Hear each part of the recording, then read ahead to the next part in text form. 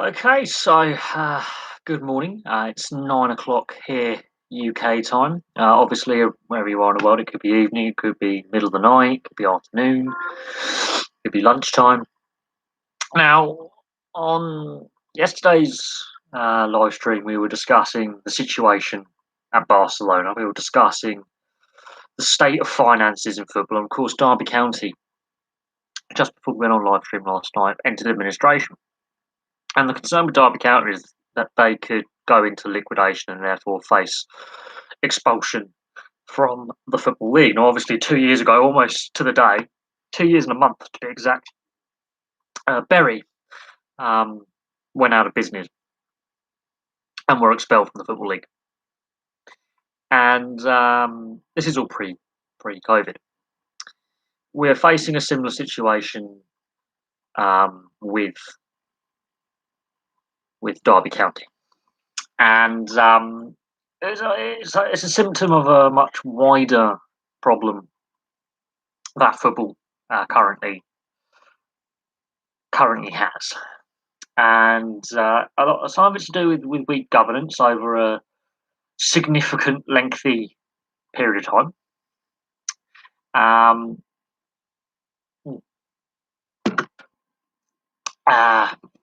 So there is this weak governance.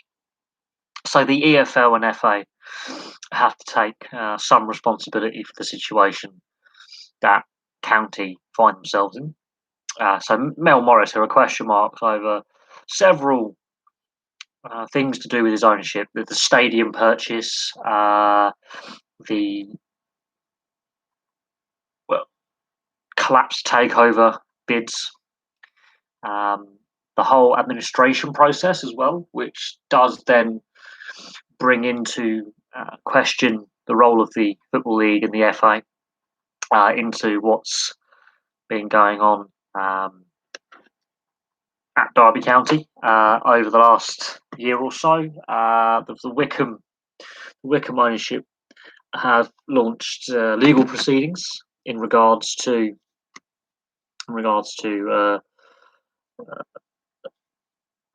Derby County remaining in the Football League at this point. That's not to say that they'll be successful in their legal challenge. They're saying that we're going to be facing lost revenue, and they're saying that this entire situation could have been resolved last season, or at the end of last season. Derby County should have been deducted the 12 points last year, which would have kept Wickham in the Championship. They're saying that their losses are somewhere around 20 to 40 million in revenue, and that is not a small sum of money. That's quite a significant sum of cash to a club in the Championship on their budget, and they were one of the smaller budgets in the Championship last season.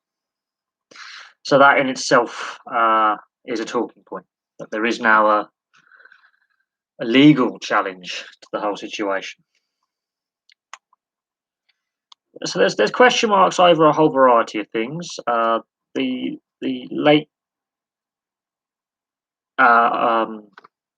disclosure or failure to disclose their accountancy on time has been an issue, and the EFL could punish Derby County with a further 9-point deduction,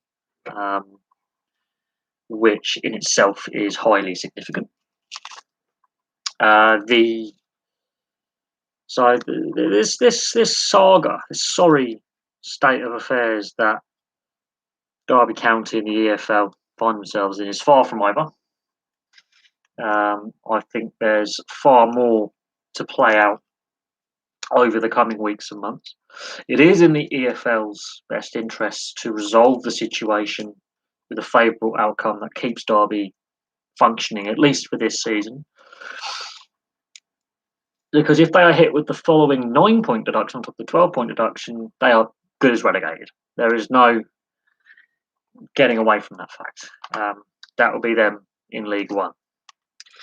There needs to be a solution found that works for all parties, because creditors need to get paid the money that they're owed. Players and the backroom staff and the non-playing staff also need to get paid their wages and have job security. The fans deserve some sort of clarity, and deserve to know what's going on. The whole situation, in my opinion, was very avoidable had it been dealt with in a far better manner. Of that, there's no doubt.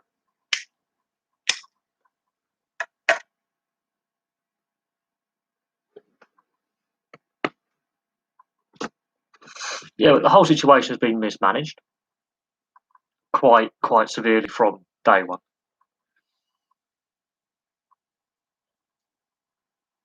In regards to the financial situation at Derby, this is not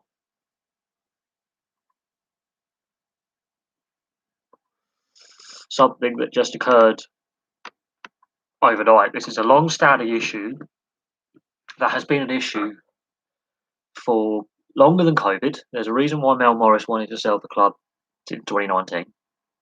Long-standing issue. We know that there are bids on the table. It's a very similar situation to Newcastle United, except the difference between Newcastle United and Derby is Newcastle United aren't threatened with administration and liquidation. But these are two very unpopular owners of the clubs they own, and they're trying to sell. Now, the situation in Derby's case is very interesting, especially with the stadium situation. I'll be very keen to hear people's views on the stadium situation at Derby. Mel Morris basically overvalued the stadium by double in order to post a pre-tax profit for the EFL's spending rules. So he fiddled the system. So there's rumours of dodgy dealings in that regard. There's issues with the accounts not being submitted in a timely fashion to the Football League. And should no buyer or no solution come along, there will be a knock-on impact for the other 23 teams who constitute the Championship. Those teams that have already played Derby, and those teams that are yet to play Derby, both home and away. In the Bury case, which I used in the video last night, the Accrington Stanley chairman estimated that the lost revenue, which they had calculated for their budget, was around £250,000 for both games, home and away, in the league. And Accrington Stanley is a club with the smallest budget in the Football League.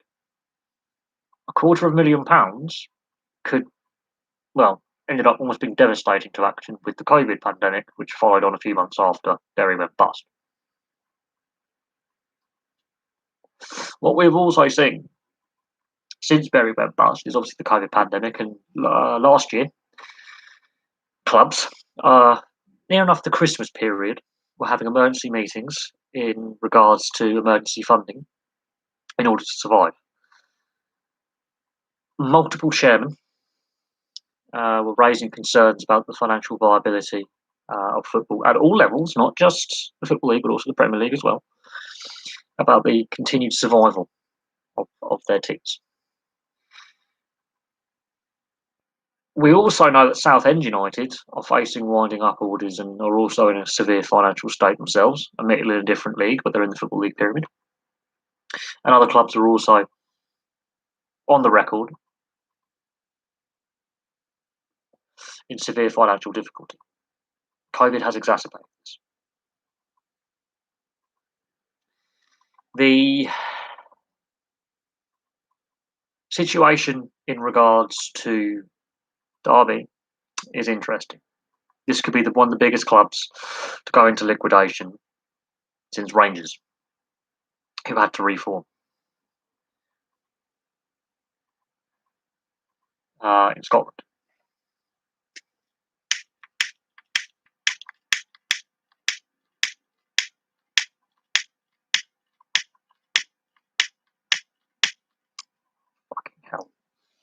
What we are also aware of, I find a light that works. Some gas in it. That's a truck.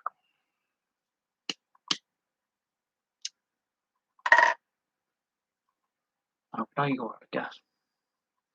Oh, Rooney as a manager, I have no problem with Rooney as a manager at all. I think what he's done. Yeah, we're on light number 4. Oh, let's see if this fucker wants to work.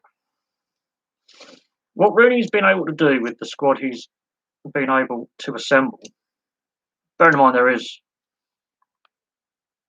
a transfer embargo, and so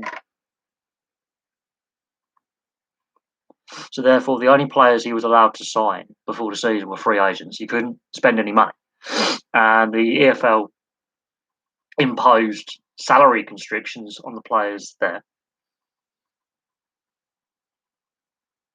They were 12th this time yesterday morning. By the end of the day, they were bottom. So yes, the situation in regards to Derby's position is perilous. What we've also found out is Derby are not, Derby are a regional club. They've got a very rich history. They have been in the Premier League, and I do remember they have got the record for the worst ever Premier League season with 11 points, which I don't think any team is that bad ever again, although I think Norwich are giving it a fair go to start this season. But yeah, we've got the situation for a variety of reasons. One, the FA and the Football League with the fit and proper persons tests and financial fair play have been asleep at the wheel and have been for quite some time. So that situation, that's down to governance, weak governance, which is something that's been discussed on this channel and other channels for a very, very long time in regards to sports governance. Association football, soccer, depending where you are in the world, has been regularly criticised for the governance side of the game being very, very poor. And situations like Derby, like Bury, have been allowed to happen because of the governance situation, which is a long-standing issue that's not going away. We know that the FA has its own internal problems. Greg Clark's obviously gone. So there's issues with the leadership of the FA at the highest level, and has been for quite some time. Obviously, this summer we've had the European Super League mess and the battle between UEFA, the domestic FAs, the professional leagues, which these clubs are in, and the clubs. And again, it's to do with money and a whole. And the reason why money, it's because these clubs have got themselves so badly in. I don't think it will. I think the only reason why these clubs came up with the idea is they are racked with debt. If they were standalone businesses, they would be liquidated. They would not survive. They only survive because of their fan base, in the Spanish case with the members, and in Juventus's case because they've got one of the wealthiest industrial families in the Agnellis propping them up. Chelsea were the only one of the Super League clubs that posted a profit in the last 12 months, and that's including the COVID period. Liverpool didn't disclose their profits and losses, and the other 10 all were declaring losses varying 50 million to 400 plus million euros. This came on the backdrop of the reformatting of the Champions League, the UEFA Conference League. We know that the TV deals will never be any bigger than they are now.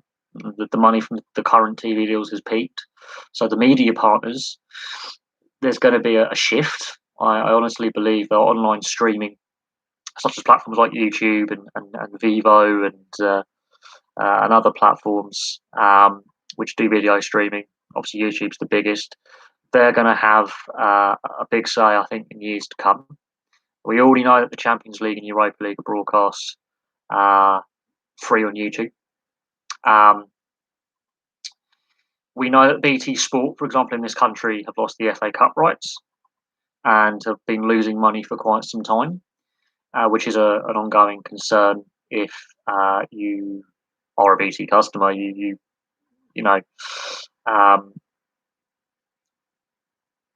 Sky is going through its internal restructuring under the new ownership of Comcast, which is an American media firm.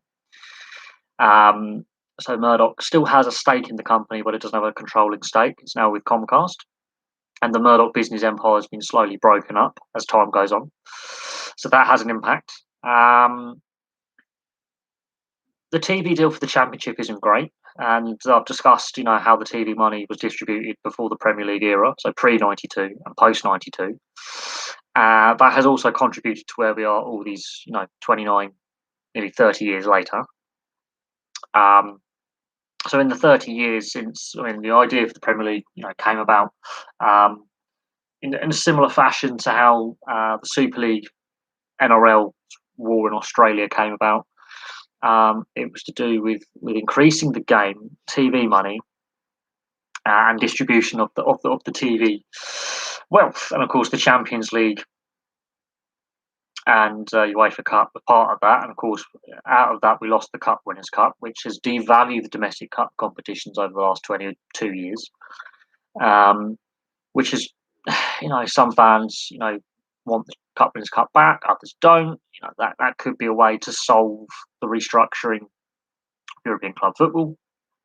We know, obviously, the club owners want as much revenue as possible, so they want as many games as possible. The players and managers, while players want to play every game if they can, managers regularly raise concerns about fixture congestion. And what we're going to see next season is chaotic fixture congestion in regards to the World Cup in Qatar, with the League Cup and FA Cup fixtures and the league fixtures being suspended and rearranged around that tournament because of the time of year it's taking place. So I think the Premier League is announcing a 6 to 7 week shutdown in that regard. And that in itself, poses logistical headaches, because at the same a month before the Rugby League World Cup takes place, and the Rugby League World Cup, some of the venues they are using are Football League and Premier League stadiums. Old Trafford, the Emirates, Bolton, the old Reebok, now the University Stadium, will be used. And so the Rugby League organisers were very aware of the World Cup pending, and they were clearly having discussions with the FA, the Football League, and the Premier League about access to these facilities for training and matches. And I did a video on the stadiums they were using, and there's a fair few, stadiums they're going to be using, and that causes, fixture clashes. So that's one of the reasons why they didn't want to rearrange the World Cup by an extra year, plus the TV clash. Now, they've had to squeeze in a certain period, which then also impacts the Rugby League season, which will then also impact not only the Super League, but also the NRL. And it poses a lot of logistical headaches. Now,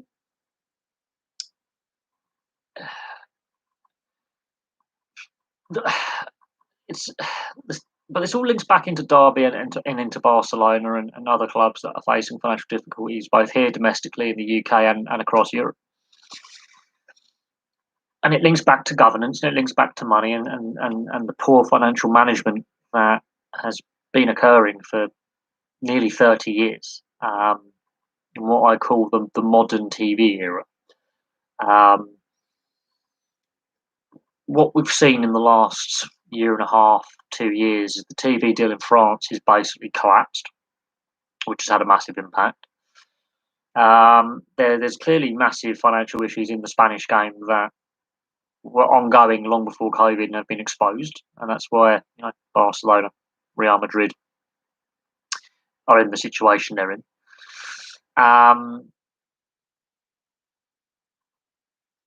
The clubs that,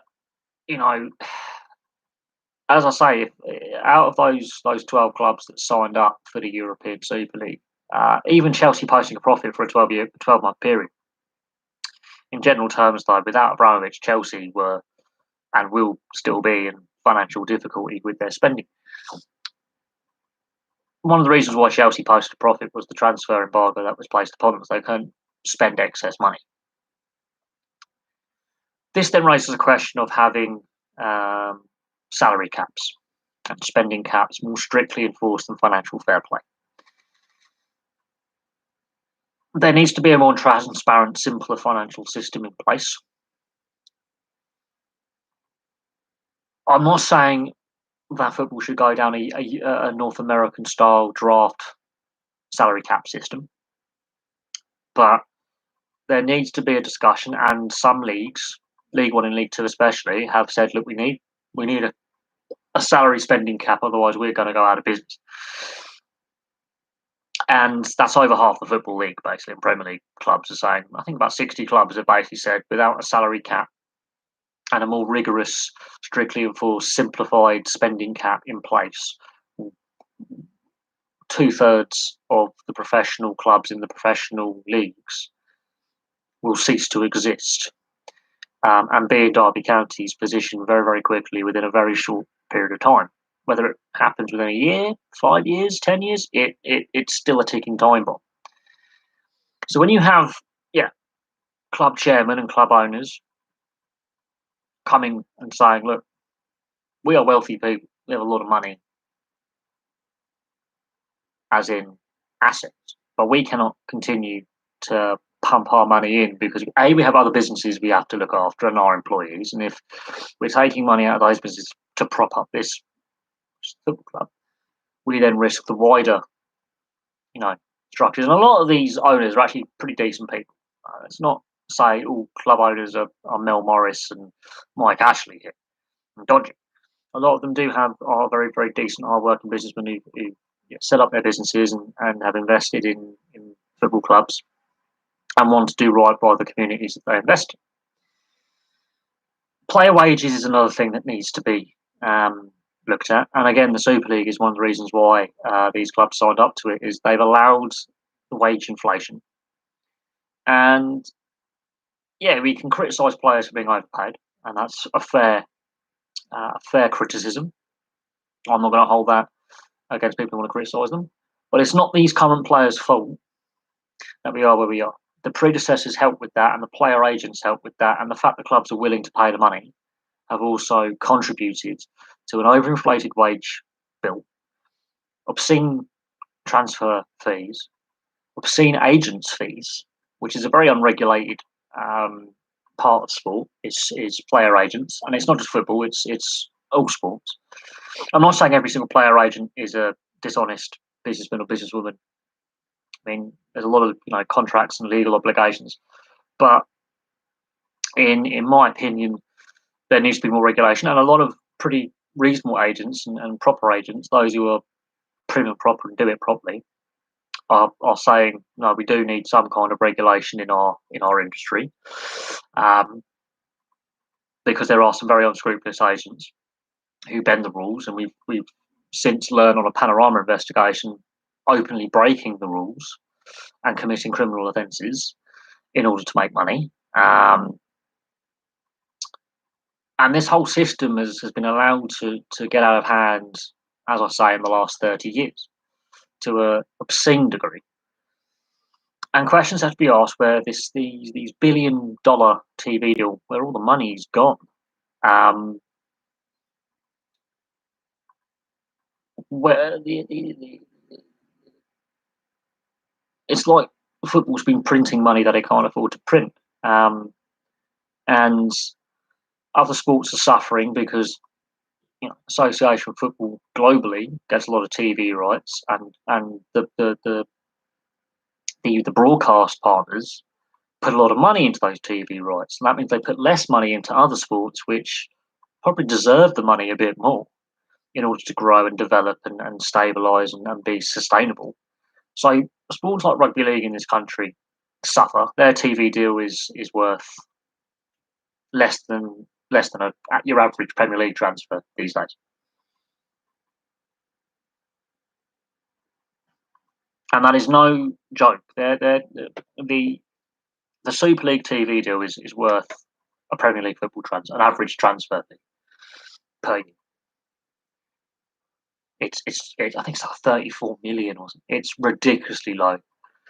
It's still a sizable TV deal, if it was a smaller professional sport. But you've got to remember there's three professional and semi-professional tiers of rugby league in the UK and France. And what we've seen with the disaster was the Toronto Wolfpack, you know, and the financial strain and issues that the pandemic has exposed, and the struggling viewership figures and the poor crowd numbers at Challenge Cup finals in recent years that have been declining year on year. There, there are concerns, valid concerns. Now, I don't believe the European Super League will happen. I think we've drawn a line in the sand. The backlash against the European Super League, they completely misread the room. Several surveys were done, but as time went on, the popularity for it and the idea for it started to go wrong. And when it was revealed, the chronic mismanagement, the debt,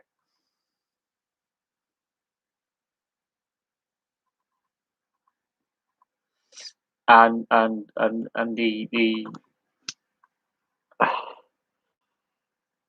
you know it damaged the brand of the sport. And I will say this: other sports have tried a breakaway league idea. Every single one of them has failed. And here's the reason why. I'm going to use some examples. So in North America, you had multiple baseball leagues, which eventually it got to the point where they formed Major League Baseball. The NHL had the World Hockey Association and the International Hockey League. Both the International Hockey League and the World Hockey Association both failed. Because they basically, again, it was to do with money, and they were throwing these massive salaries that they couldn't guarantee. The Super League ARL war in Australia with Rugby League, which then led to the formation of the NRL. It lasted a year, but there was several years of litigation in the courts to prevent it happening. Didn't survive. Clubs went out of business.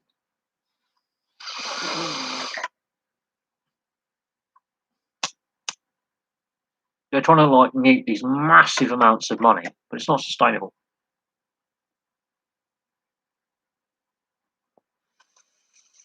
If they'd done their homework, they would have realised it would have failed because the majority is against the few, and the majority will win.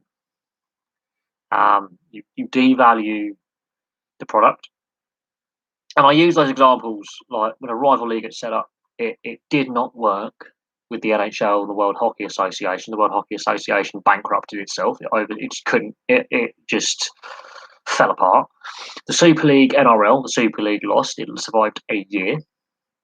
It led to several clubs going out of business. The Major League Baseball, you had the National League and the American League, ended up merging to make Major League Baseball in the end. You had the CFL, which is Canadian football, trying to take on the NFL in the US. It had been very successful in Canada and decided to expand in the US. It's never fully recovered. So forming a breakaway league doesn't work. It's been tried time and time again and has failed time and time again. So that's why I think if it does happen, it won't succeed, and I don't think it will happen. Even with a sport as big and as wealthy, allegedly, as football or soccer for those non-Europeans globally, it won't work. It's been tried, it has failed. It has failed miserably in other sports, massively. There was a cricket league, failed in Australia in the 70s and 80s. Well, XFL too, but XFL the first time failed. The AAF failed. The CFL nearly killed itself. And you could say, yeah, COVID did sort of kill it a little bit, but the AAF failing was a precursor. I don't think it would have succeeded. The CFL, another professional league, which played the same sport, slightly different rules, were like, we're making a lot of money, let's expand. And they decided to take it to the US. It lasted around 3 to 4 years. the CFL has never fully recovered. 20 years later, it's still feeling the effects now. And the NFL will kill it. You just have to look at history. The XFL didn't succeed the first time for a reason. The only reason why the CFL is still going is because it's Canada's second sport. But it's a gate-driven sport. The TV deal isn't great. I've done a video on that a couple of years ago, mind. But it's a sport that's driven by gate receipts. It's a sport that is reliant on fans and attendance. It didn't take place last year because fans weren't allowed in stadiums, so it would actually cost them more money to play games than not. And it's a sport where salaries are very low and the majority of players have second jobs. And don't get me wrong, it's a better style of American football than the NFL. It's a more enjoyable watch, but at the same time, the NFL, it didn't work. Not because the NFL tried to kill it, it's just North American fans couldn't get their heads around it in the US.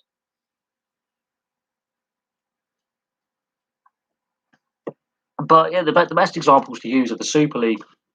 The Super League war in Australia in regards to the Australian Rugby League, which became, or the New South Wales Rugby League, which became the NRL, and the Super League. Clubs went out of business.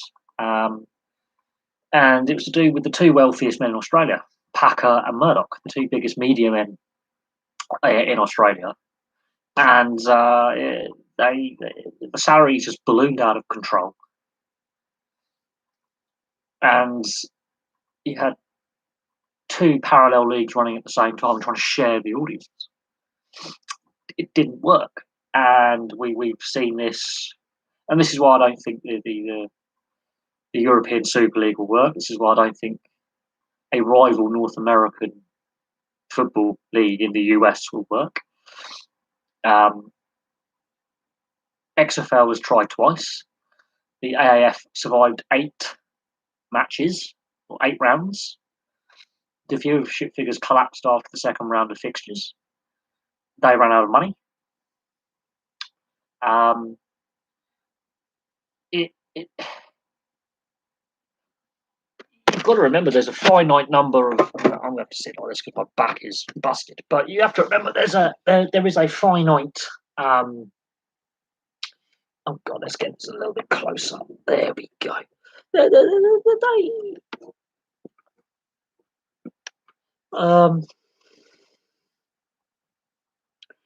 I wouldn't say kill off the CFL. It's a better form of American football, and I honestly believe.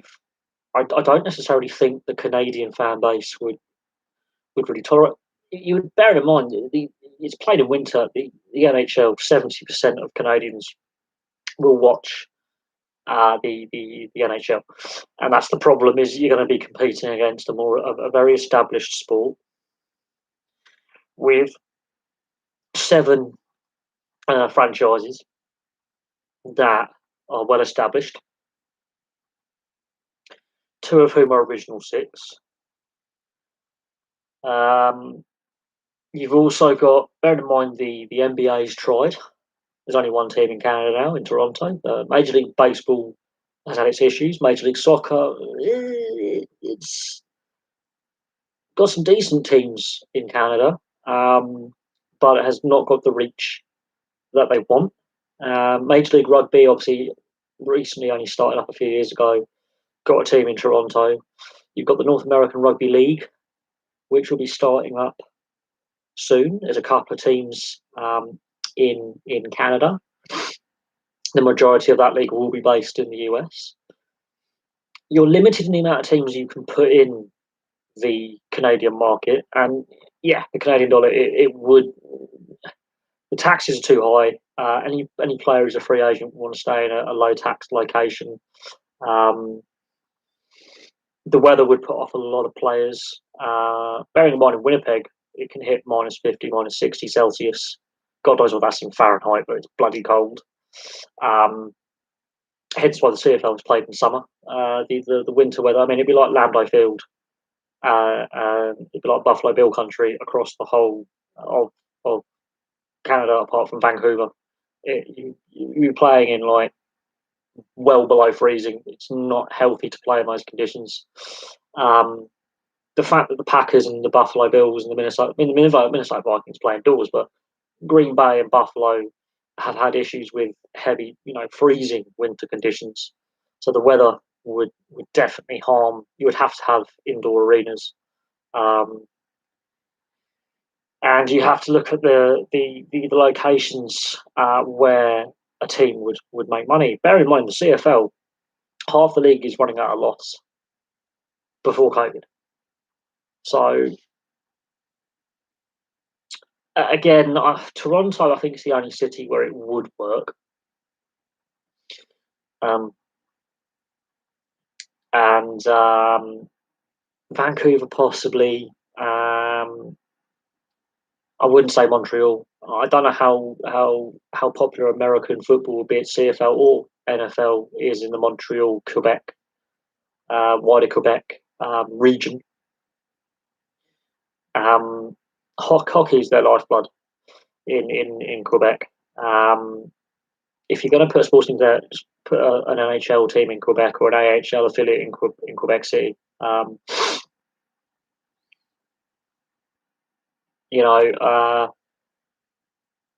do think the Canadian dollar would hamper it. The tax rates in Canada would hamper it. The cost of living would be an issue, especially in Toronto and Vancouver. They're very expensive cities to live in regards to the wider Canadian urban areas. Then you would have to figure out who would broadcast the games in Canada. We know that there's Rogers and which is Sportsnet, TSN. They have been suffering financial problems and have been making losses. So who would be the host carrier? Would it be TSN? Would it be Sportsnet? That's something to consider. And I think the NHL owners would try and kill it.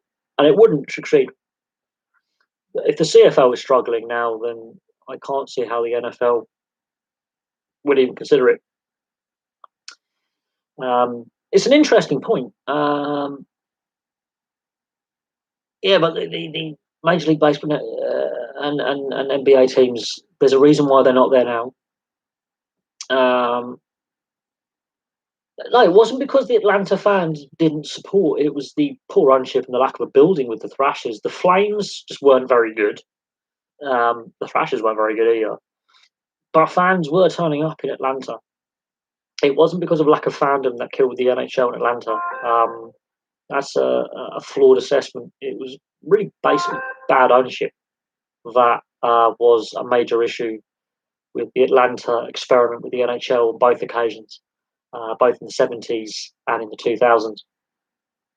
That's the reason why it failed.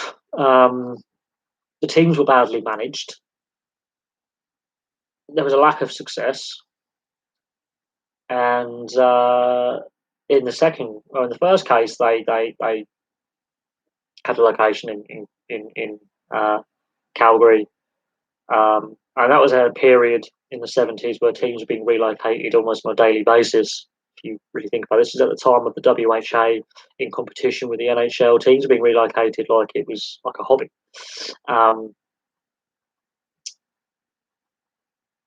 The Thrasher situation, the NHL was left with no choice. This is where I think that the Coyotes are actually now having discussions with Tempe, which is part of the Greater Phoenix metropolitan area, about development, a new arena, pumping money in, getting a building sorted in a better location.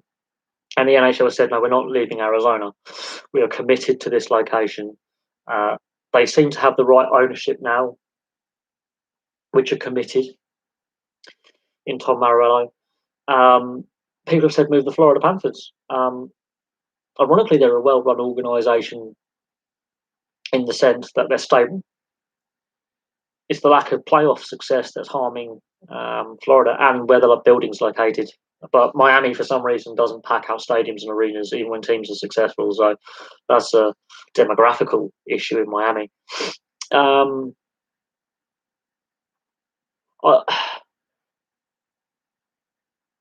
the issue is obviously the North American style is franchise based, and the European, where obviously I live, is community club based, where the club is founded locally. There's a more of a link to the community. Why is my phone going nuts? Oh, I'm getting loads of emails.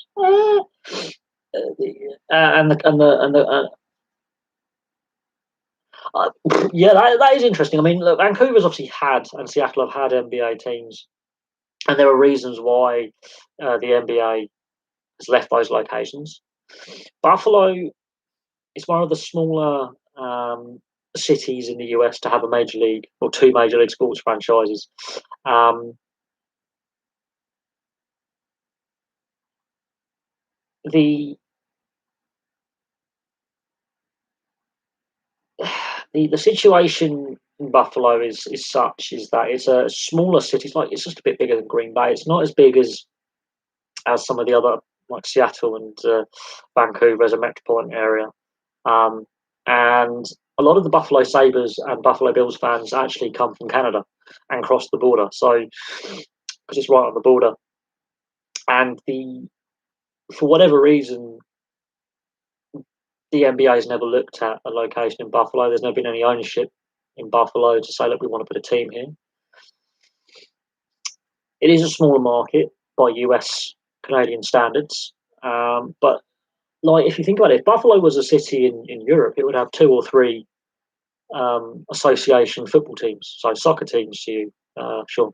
Whereas, and it would. It, Over here, we have a city called Bristol, which is not a small city. It's not a big city, but it's a sizable city in the sense that it's a big urban area. It has two professional teams. Um, Dundee, which is a city of 45,000 people, has two professional football clubs. Um, they're separated. Their home arenas or the home stadiums are separated by a road. So if Buffalo or Green Bay were cities over here in the UK, they would have multiple teams in the same sport playing professionally, um, which is bizarre. But on the US standard, Buffalo is a small location. The fact that they did have a team at some point and it's not there now, there's got to be reasons for that. And the NBA has had its fair share of issues to do with money and player unrest, and their salary cap was only brought in 1988. And a certain Gary Bettman brought in that salary cap. He was the guy charged with um, coming up with a way to not cut costs but control costs, and he came up with the salary cap. He was instructed to find a solution to the unrest between the owners and the players, and he did so. The only major sports league in North America without a salary cap is Major League Baseball, and I do believe at some point that will become a reality. Um, if if leagues like the MLS and Major League Rugby, which are far smaller in have salary caps and work with them very very effectively, Major League Baseball is now the odd one out, and I don't know how much longer they can go without a salary cap in the MLB. And so that's something that has to be considered by Major League Baseball. Is they're going to need a salary cap at some point. They cannot continue without one because so many teams are struggling over in Major League Baseball. And the history of player unrest. You look at the amount of player strikes that Major League Baseball has had. It's had a lot in its history, and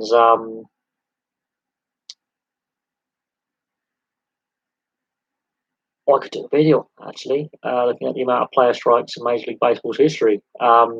Some of them were really lengthy. Others didn't last very long. Some lasted months and months. And when we discussed the NHL lockouts and the player strike we had in the 3 lockouts, with 2 shortened seasons and 1 season completely lost,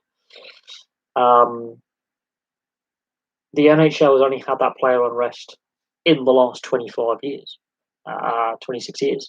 Major League Baseball's had a history of player unrest going back to the 60s and 70s. The NFL has had a lengthy history of player unrest at periods in its history. The NBA has had its share of. I'm not a baseball fan. I've made no secret that I don't enjoy. I don't enjoy it as much as sort of back out. Got that back. I've made no secret of the fact I'm not a massive fan of Major League Baseball. I'm not saying it's a bad sport. I got asked the question the other day on what's the best sport in the world. What's the best sport? And I said there is no best sport because because my opinion is these are my favourite sports. It's objective, but Major League Baseball is badly run. It's still recovering from the steroid controversy. There is an issue within the sport of a simmering player unrest. Last year, we nearly had a lockout, partly due to the COVID situation, but there was, on the return to play, Major League Baseball wanted to have a certain number of games to maximise as much revenue as possible, but also fit in a schedule. The players wanted a different amount of games played. They want to get paid because they had to reduce their contracts.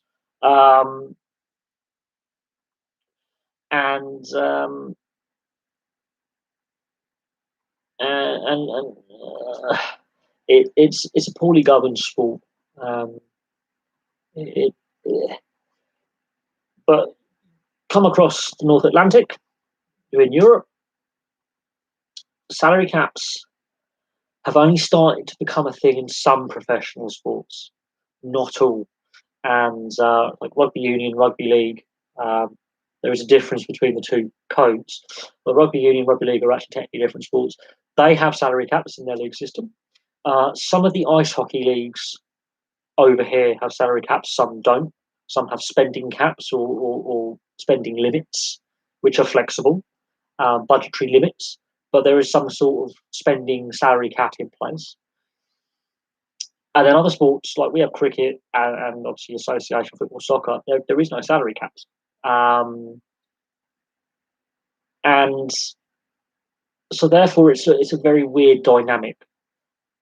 So not every sport has a salary cap, but I do believe that's becoming more and more of the situation.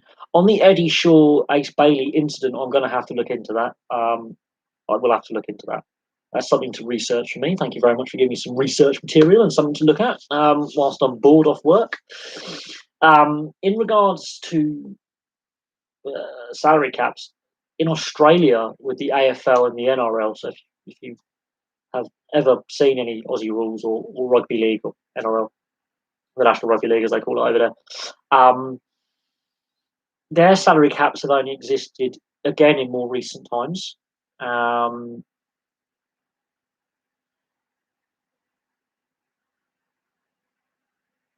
It is interesting. Basketball does have a salary cap, but you can top heavy load a team because the squad sizes are smaller.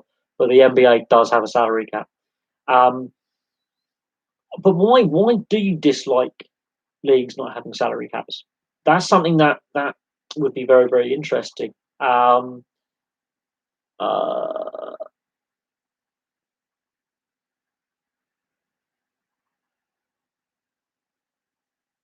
Wow, I'm going to have to look into the Eddie Shaw Ace Bailey incident and fully read up on that.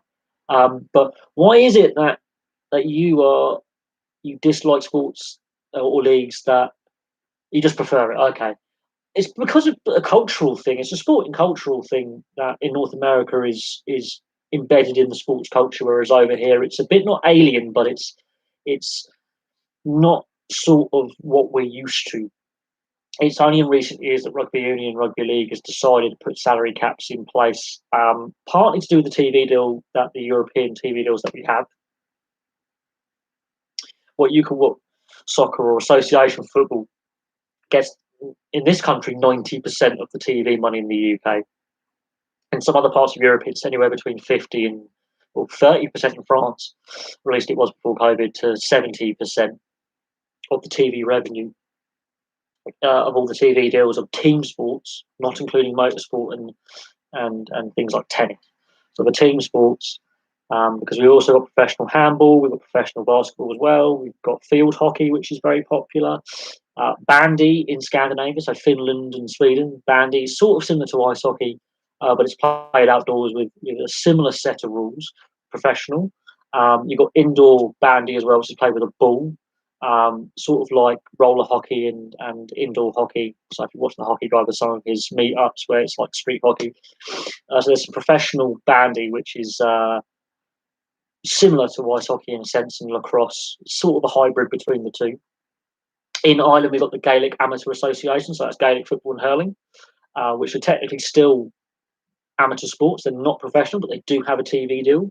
The athletes are basically professional, but officially they're not for reasons, mostly political and social reasons behind that. But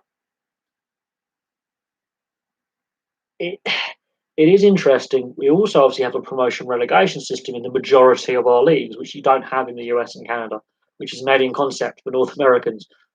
But it's again a sports cultural thing.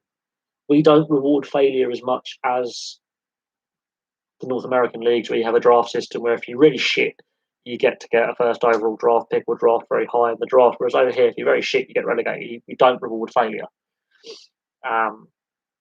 We reward success. And that's something that is a difference in sport and culture.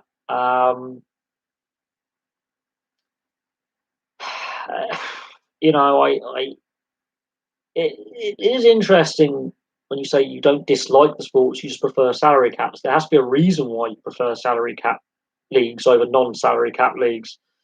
And we are having this debate over here in Europe now in regards to association football, soccer, about the possibility of shit load my can, of introducing salary caps or spending caps and being much stricter with them and simplifying them.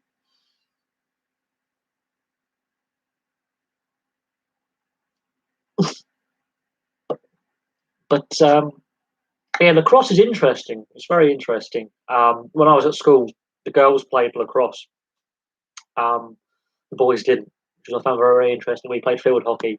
They had an option between field hockey and lacrosse, which I found very, very interesting because lacrosse is a brutal sport. But the girls played lacrosse.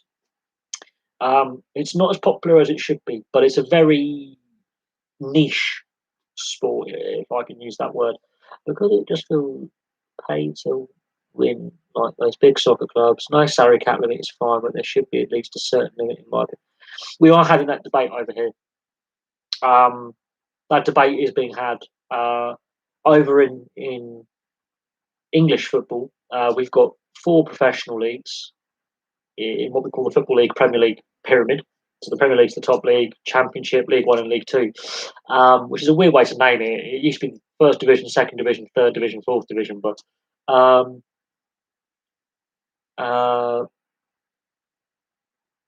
yeah, esports. I need to do a video on esports and the rise of esports and professional sports franchises and leagues and teams linking with esports over the last couple of years to increase their reach to your non-traditional fan, the gamer. Now, there's been a bit of a crossover because most of these, I wouldn't call them nerds anymore because I'm a bit of a nerd. I'll call myself a bit of a nerd in a sense, but that sort of substrata of society wouldn't necessarily be the type of person to go to a hockey game or to go to a rugby league game or a NFL game or a football match or whatever kind of team sport you're looking at, because it's not in their sort of social activity kind of sphere. But they do play the video games, And the esports is sort of, when you've got sports stars playing Fortnite and playing, Call of Duty and various other sports. That's that crossover, and we have seen some of these game um, producers and game manufacturers and all that coming up with agreements with these professional leagues and teams, to have their likeness and to have skins and all that. So the crossover between esports and professional sport is there. It's an interesting topic. There is a lot of money in esports, a lot of money.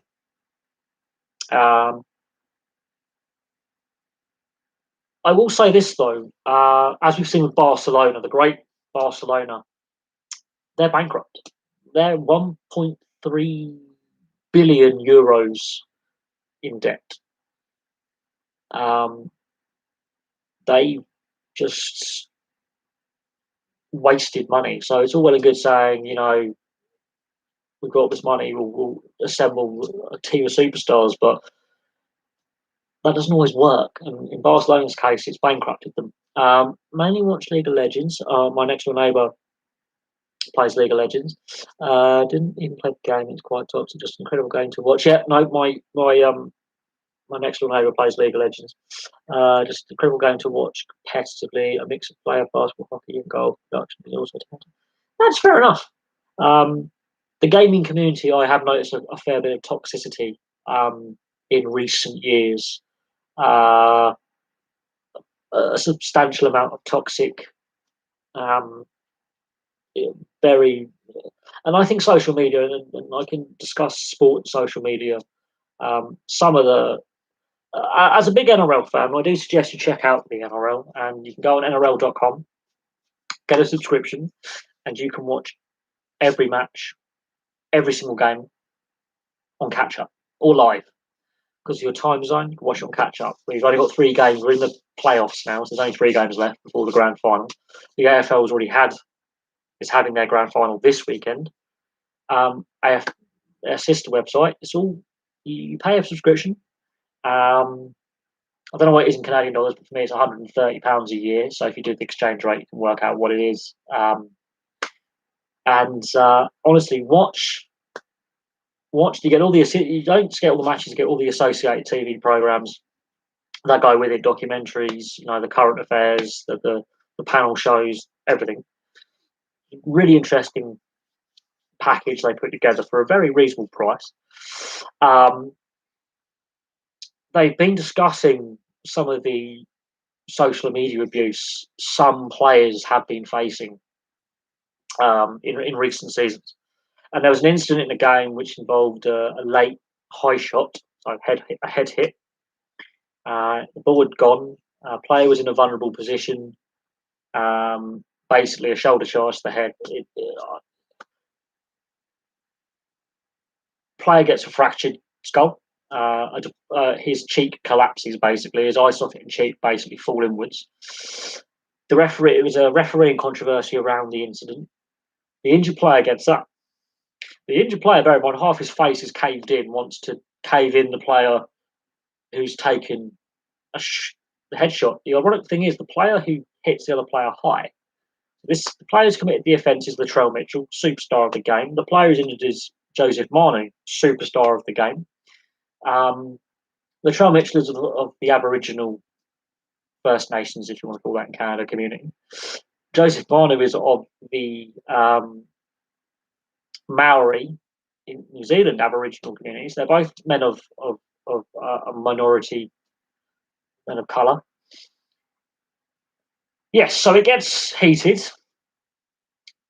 What you notice is you see a bit of swelling on Joseph Manu's face, and he unblocks his nose, and you see his cheek just explode. There's a massive air pocket where his cheekbone should be. It just blows up. His eye, he is in serious trouble.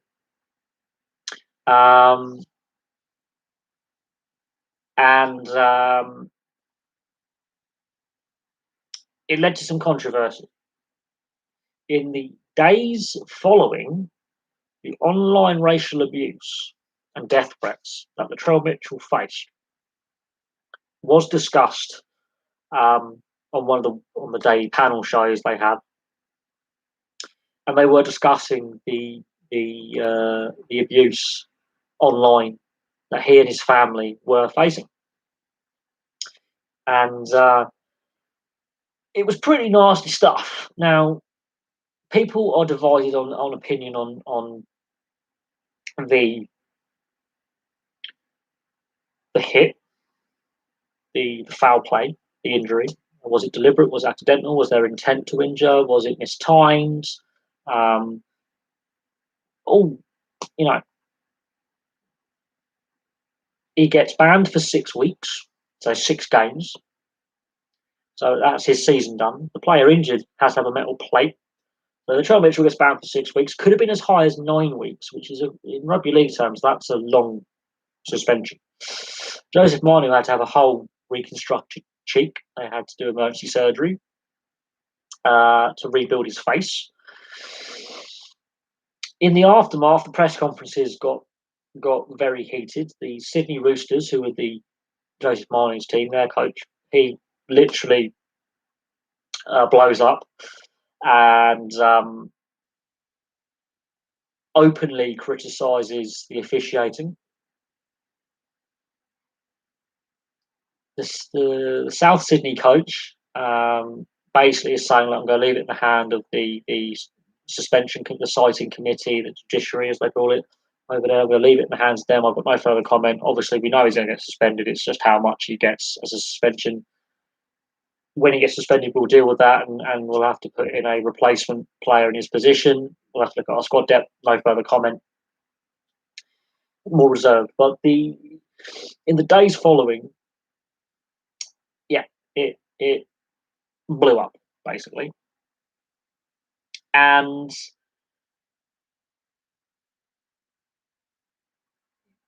it. I suggest you look at Latrell Mitchell, Joseph Manu. Just look on YouTube. Look at the hit. Or the thing is, because there's been reduced crowds in Australia, so it's not full capacity. You can actually hear the contact. When you see the replay, it is absolutely you feel physically ill. It's not a pleasant hit, and obviously 10, 15, 20 years ago, that's technically technically it would still be against the rules, but it would be it's a commonplace because the shoulder charge wasn't taken out of the game until more recently. That was a more commonplace incident. But it's when you see his face just collapse. You physically, when the hit takes place, you can actually see where his face is just collapsed inwards on this cheekbone.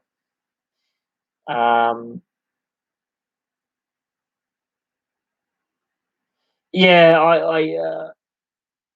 I'm well aware that Kadri and Ethan Bear and others have faced some. It's mostly, ironically, from fans from Ontario and Quebec that spew this crap. And the Quebec League has a reputation of some rather vile incidents in recent years.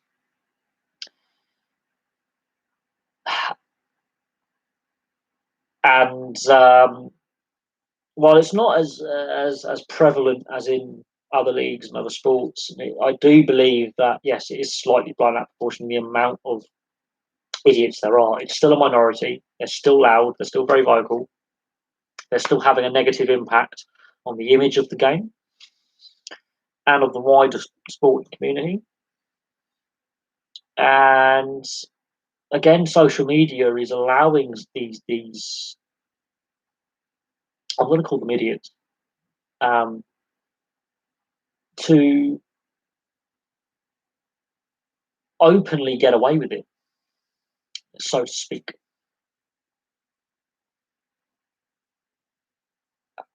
I think the problem is not as bad as the mainstream media want us to believe. I do believe there is a problem there. I think it's been over-exaggerated by the media. I think the mainstream media isn't helping that situation. I know Canada is a far more welcoming country than the US. I actually have Canadian friends. I know there's obviously a history recently in the last few months with incidents involving churches, especially the Catholic Church and the First Nations and Métis communities, with children's homes and issues like that have unfortunately rather unsavoury in the wider Aboriginal First Nations community and the Métis mixed race community in Canada. I'm fully aware of the situation there. I have been following it, and I'm fully aware of what's going on. And it is very sad, but it's nowhere on the same level of I don't know how to word this, but I think the US has got a worse track record. Australia has had its own issues as well in a similar context. Um, with children's homes. I actually found out recently that there was a children's resettlement program that took British and Irish so-called orphans out of the UK and Ireland when Ireland was part of the UK to Canada on a resettlement scheme, Australia and New Zealand. I actually found out about this the other day, and these are white kids like me, and they ended up in similar institutions with the First Nations and Métis communities, and they also suffered these abuses. These children's transport started in the 1860s, and officially were meant to have ended by the 1930s, although it transpires they continued during the Second World War with the evacuation of vulnerable kids from urban areas in the UK, and which were being bombed by the Luftwaffe, until the 70s. They were still clandestinely, and these kids were told they were orphans when actually their parents were still alive. These kids were kidnapped. And they ended up being transported halfway around the world. How we've got onto this topic of illegal child transportation, I have no idea, but it happened. And linking back into racism in sport, it's definitely something that I just stumbled across. Killing some time on Wikipedia, I just was a bit bored the other day. I think it was yesterday or the day before. I was reading this article, and it was quite a heartbreaking article, really. That's like enough of an issue, even if it's a minority. But media is making it sound like we're in the '60s every few years since the 2010s. There is a mainstream media agenda, and it has in fact, and sport has become very politicized in recent years.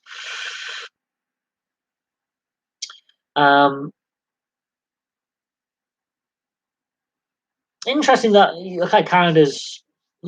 I mean, I should really discuss this on the history boffin if you're interested, and we can discuss some of these ongoing issues because they are ongoing, because they are finding out about these historical, I will call them historical crimes against not only the Aboriginal First Nations populations in Australia, New Zealand, and Canada, but also immigrant children and immigrants who came looking for a better life and were exploited until relatively recently. And that has a lingering after effect when it comes to participation in professional sport, and especially with Ethan Bear first and Jordan Tutu, for example, as an ex-player in participation in professional sport, but also they have these ongoing issues with Jordan Tutu's case, alcoholism, which is a major problem. Drug and alcohol problems are a major problem in the First Nation Métis communities, same as they are in the Australian Aboriginal and Torres Island communities. Alcoholism, drug addiction, and crime are major issues. And what is interesting is a lot of the role models are professional athletes.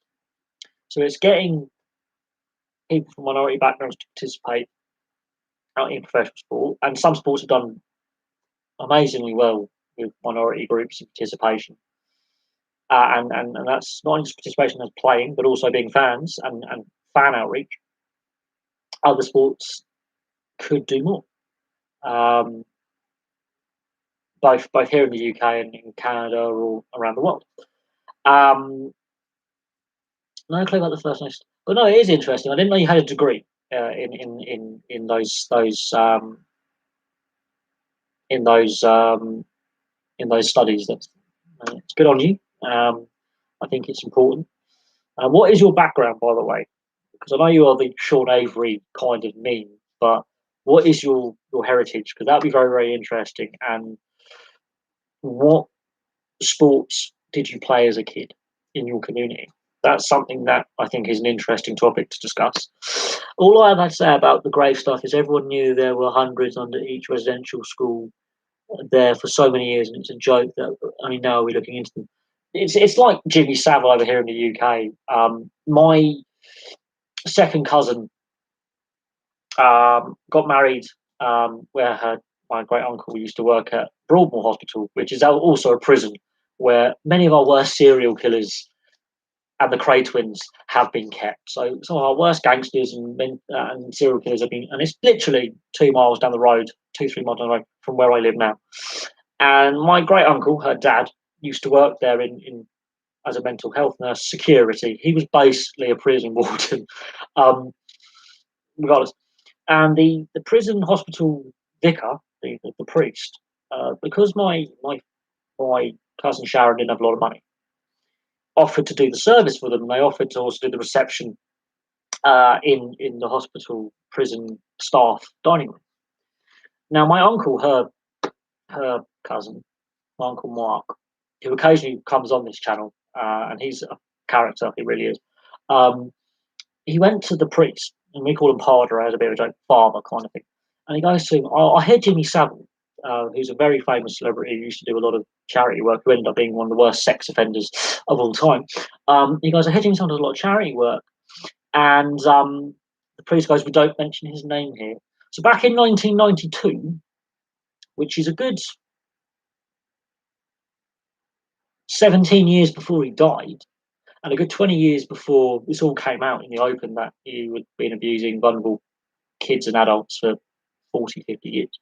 They knew 20 years before it all came out and 17 years before he passed away that he was committing these crimes. So, yeah, with the residential schools, they were basically the worst kept secrets. We knew something was going on and we did nothing about it. There's been, I used to do some charity fundraising for a Bernardo's home.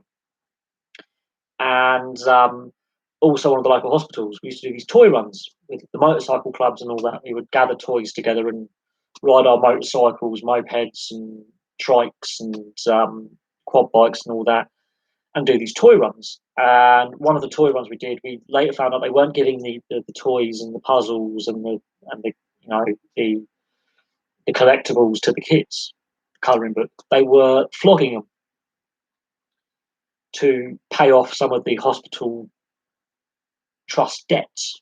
So the kids that we were raising funds for and donating for never got a single thing out of our donation. It was all stolen, basically. And so I stopped doing it. I stopped doing the toy runs because the kids weren't getting what they were supposed to get. Irish, Polish, that's interesting. Irish, Polish, Scottish, French, Canadian, born in Vancouver. And Costa Rica. That's interesting. Bit tropical, bit of an escape down to the Caribbean. Oh, thank you. Mali. Banana country. No, it's just interesting. I thought I would ask about your background because you've obviously studied about native issues and it's interesting. You're a Vancouver local, so obviously you're passionate about sports teams in Vancouver. Vancouver's a very metropolitan city. I know that it's got people from all over the world. It's a very vibrant city. I went to school with a kid from Vancouver, actually. Again, just down the road from where I live. And his background, he had a very, very Canuck accent, as I'll call it, a very, very Canadian accent. Kidilki. Yeah, no, it's the Monster Unleashed. And yeah, my uncle asked the question, and the hospital chaplain, the prison chaplain, knew all about what was going on there, and they did nothing. Did absolutely nothing to prevent what was happening. So, how long? Yeah, how are we? Rocking the bees jacket. I don't follow him, but Liam Kirk.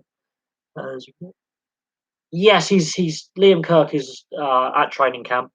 I think he makes the roster. 7 goals in 7 games at the World Championships against NHL level players. Yeah, he's going to make the roster because they've traded so many pieces away and they've got basically draft picks and prospects. He's going to make the roster. They just don't have the depth in Arizona. Um, what line they put him on, I don't know. But yeah, Liam Kirk, he's going to make the Arizona roster. They may even trade him out. He signed his entry level contract. Um, but I can see more pieces moving in Arizona this season. He may be part of the rebuild and they may give him a lot of ice time, or he may be a trade, but he will make the Arizona roster and he will get game time. I have no doubt he's going to get game time. None at all. Arizona don't have much choice. They really don't have much choice.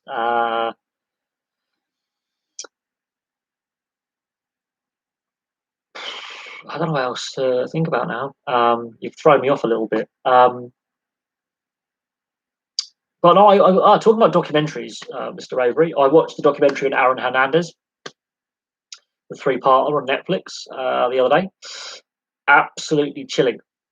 Um, absolutely chilling documentary that was.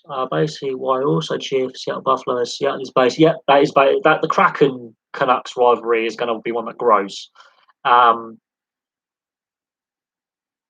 I wouldn't say Buffalo are a carbon copy of the Canucks. They're even worse. If you want to see something where, like the captain, I mean Jack Eichel, basically he's going to. That situation's a shambles. They There's been concerns about the medical team and how they treat injuries as well, and that's not just from Jack Eichel having this. Randy Robin Leonard, Randy Leonard, Robin Leonard's basically said he had an injury. He also with his mental health, he raised concerns, wasn't properly treated. Um, and Buffalo basically tried to blacklist him in the league, which is why he's bounced around the league a little bit. He's ended up at Vegas and he's found a home. Um, it will be interesting to see about next year, not only for him, but everyone. He's with them for 3 years.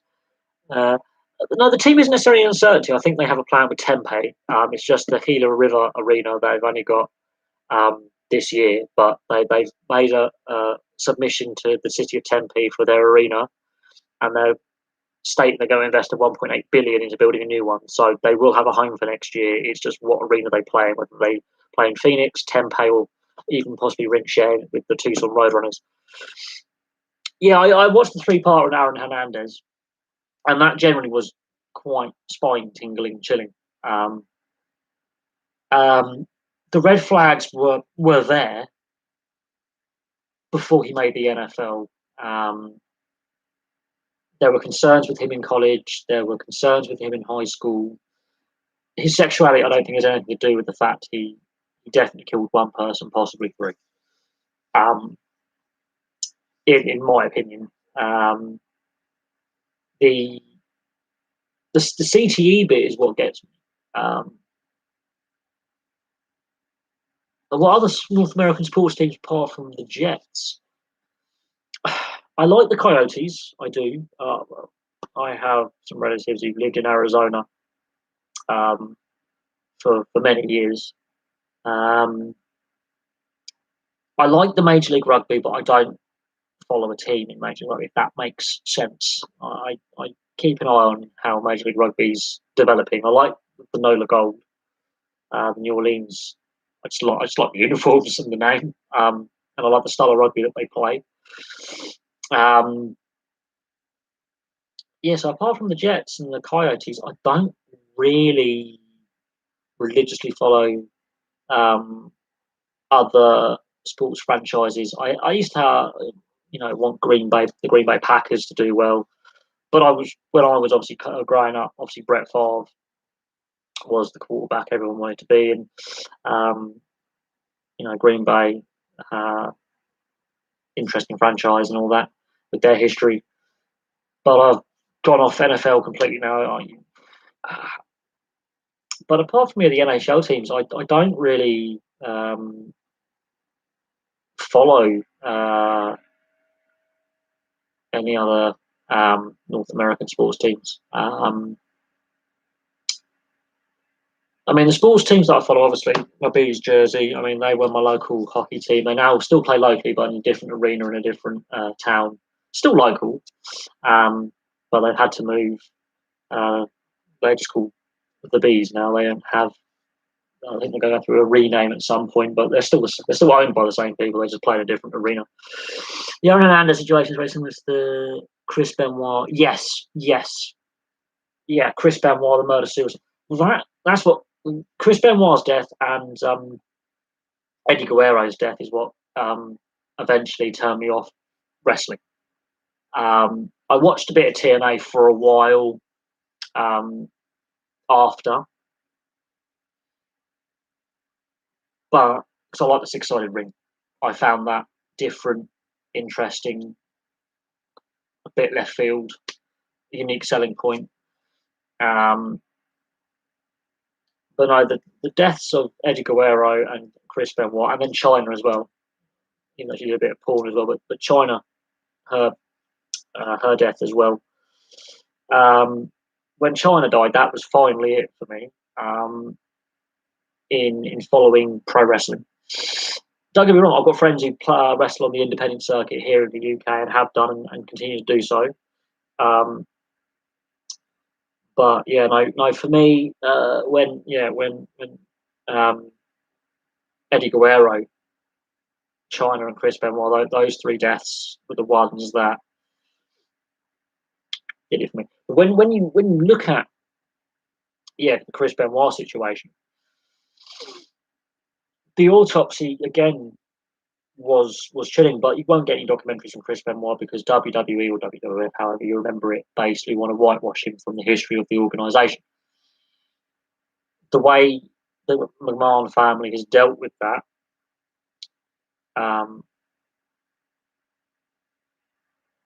I think trying to erase him from history does nothing. And my mate Nikki, Chris Benoit was her favourite wrestler, and I remember the day he died. We were at sixth form college, so similar to university college. We were chilling in the cafeteria, and we were having a fag.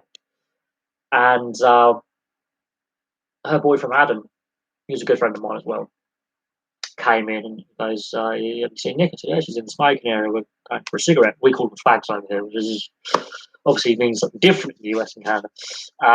He said, "Yeah, I'll go for a smoke." And he goes, "Oh, have you heard?" I said, "Oh, what? Chris Benoit is dead." And then within 12 months, Eddie Guerrero was dead. And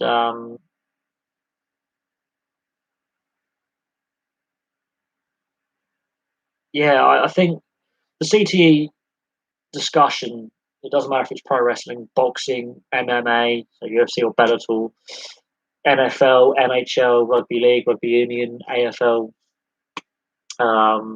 lacrosse, if you want to go that far.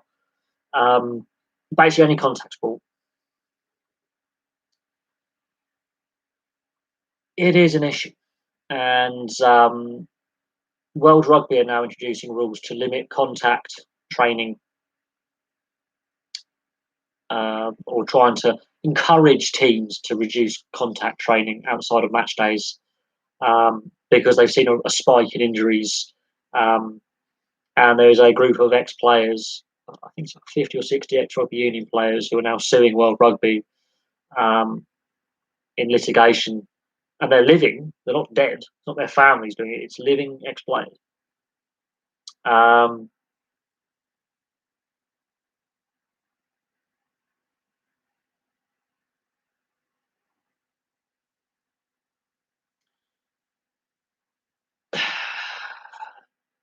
yeah, so we're discussing like CTE, and some sports are being more proactive in regards to player welfare than others.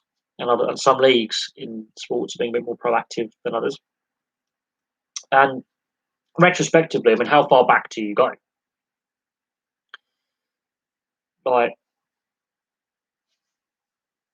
because that's another issue is how far back do you go to bring a lawsuit saying, oh, I was playing 25, 30 years ago, I got concussions. But the medical science 25, 30 years ago obviously has evolved so much. So at the time, the doctors were working under guidance of what was appropriate. So how can you litigate? It's an interesting one, but the CTE lawsuits are going to continue, um,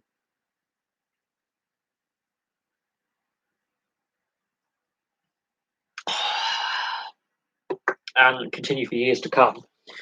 At some point, they will have to reach a point where we have to go, enough's enough.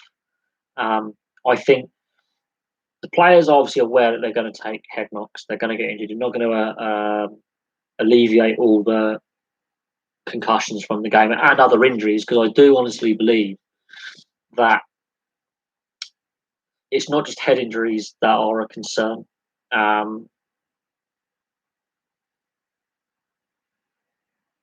Well, it's not just CTE and head injuries and concussion. It's all the other injuries as well. Um, like, oh, what was it? There was a couple of rugby league players have ruptured their testicles.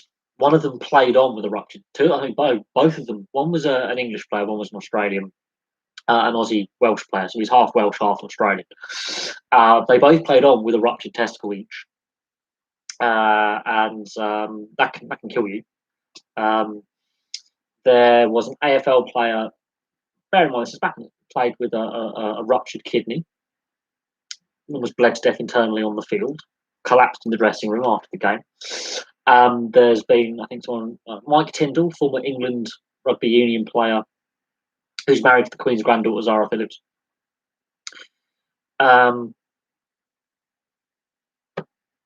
Tore his liver. Joey Johns, Andrew Johns is his real name, but Joey Johns was his nickname. Joey being a baby kangaroo because he was always hopping and stepping and skillful player. He had a punctured lung because he had a rib injury, and they gave him the painkilling injection, and the doctor, physio being cat-handed, punched his lung with the needle.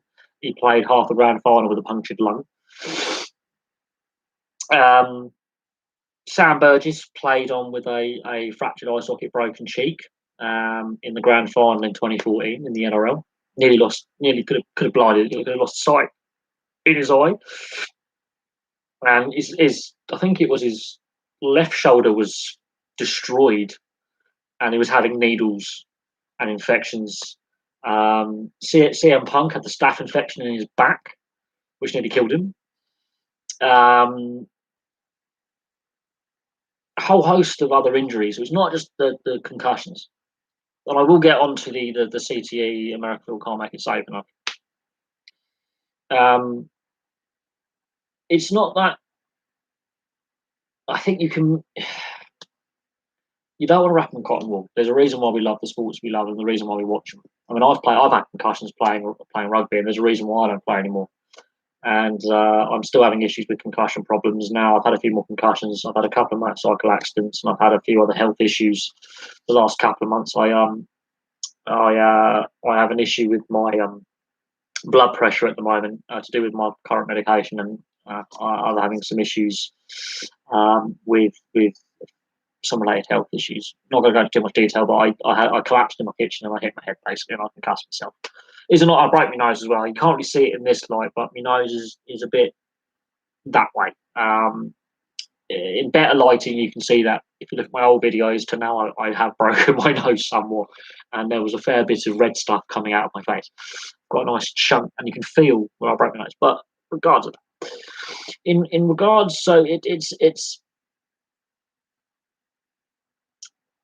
Oh no, we have like the NFL and the CFL, they're playing with armor, like medieval knights and Roman legionaries would have been like, I like what they're wearing. I'm going to have that as my suit of armor, please. And they're going in. Their tackle technique is ridiculous. You wouldn't be able to tackle like that in rugby league or rugby union because, well, yeah, I have seen some. If you watch, if you were to get NRL.com, get your subscription. What game is it where the guy is literally he is fucked, and it is a nasty. It's a straight send off. The guy takes him out, is thrown out the game and suspended for 8 weeks. So I'm not even kidding on this one. This tackle is horrific. There's actually a couple, and I actually feel ill watching these tackles. And that's also including the Trell Mitchell Joseph Marlowe incident. But there was a couple of other really nasty ones where the player is unconscious before he hits the ground. Several players have had to retire this season because of concussions. And yeah, it's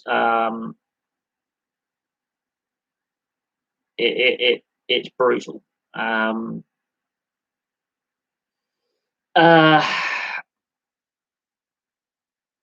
Oh, that reminds me, Mr. Rugby League History, I've got to do my NRL season review after the grand final. And instead of doing it club by club, I'm just going to do a grading system of the clubs.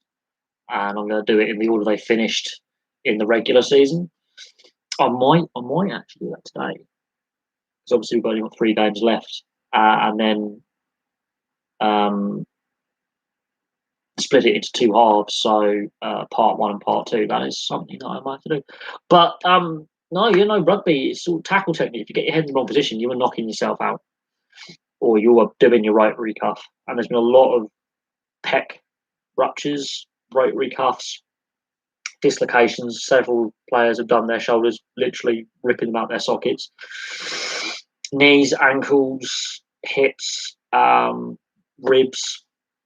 I think one guy ruptured his larynx this year and could have died, had to be put into a coma for 2-3 days. Had to have a tracheotomy so he could breathe. His throat just seized up. There's been some quite serious incidents. And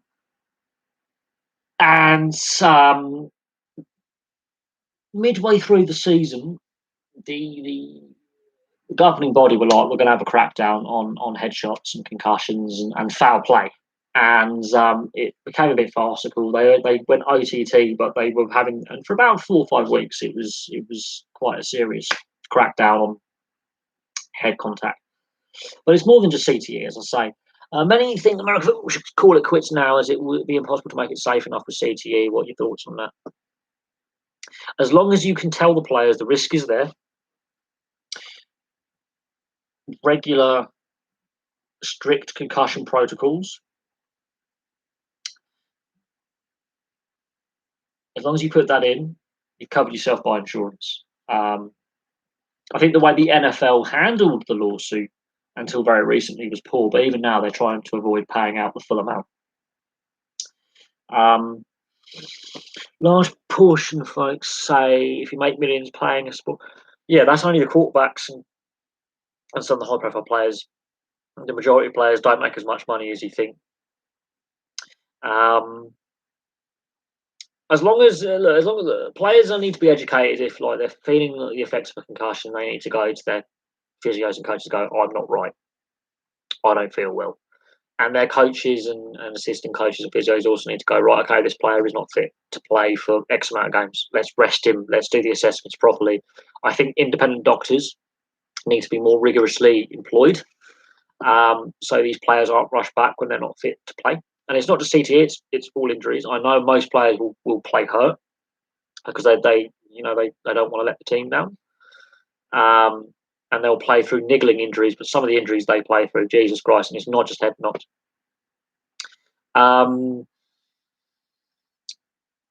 So that's something that needs to be thought about. What was it? In English football at the Euros we just had, Marcus Rashford was basically playing with 2 broken bones in his back and a shoulder problem for most of this season. He went to the Euros recovering from a broken spine.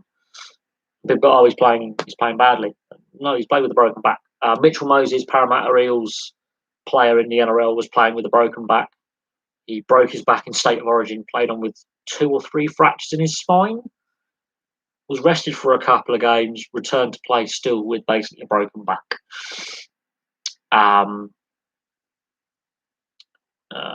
Nathan Cleary and Reid Marnie both had the same shoulder injury where they basically partially dislocated their shoulders. Reid Marnie's season's done.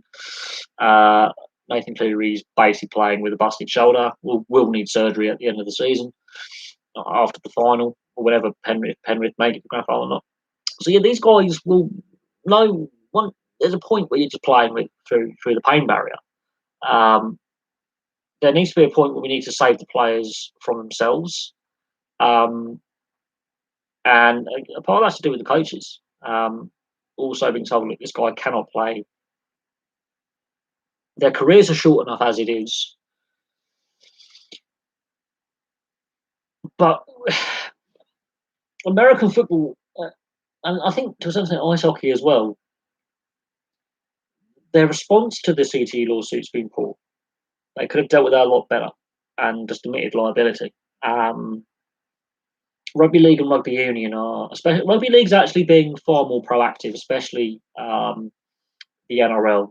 Super League over here in the UK, not as much, but the NRL is definitely being more proactive in trying to, reduce. They've already look. You're not going to get rid of concussion altogether. It's going to happen. It's how you deal with that concussed player. Well, just American. I don't know what it is, but whether they obsess with blood sports or not. Maybe it's just how the country was formed by illegally seizing land from the natives and committing genocide. And yeah, political statements aside, I think when it comes to concussion in sport, the way the NFL, as I say, dealt with the CTE lawsuit and basically, and the NHL was listening to a certain extent as well, trying to deny that it is a medical condition that is caused by repetitive head trauma.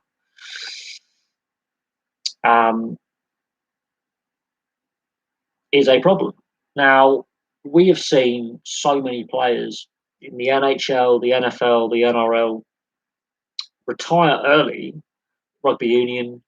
Pat Lambie's a prime example of an international rugby union player, South African fly half, come fullback, come inside centre. He retired. He's the same age as me. He retired because of concussions, and you can actually see it in his career because we have the scrum cap, obviously, in both codes of rugby, where not compulsory. And you can see where he gets the concussion, where after that he wears the scrum cap and he's not the same player. Was a very talented playmaker, and he had a few bumps and bruises, but he had a severe concussion. I think it was about five, possibly 6 years ago. After that concussion, he always wears the scrum cap.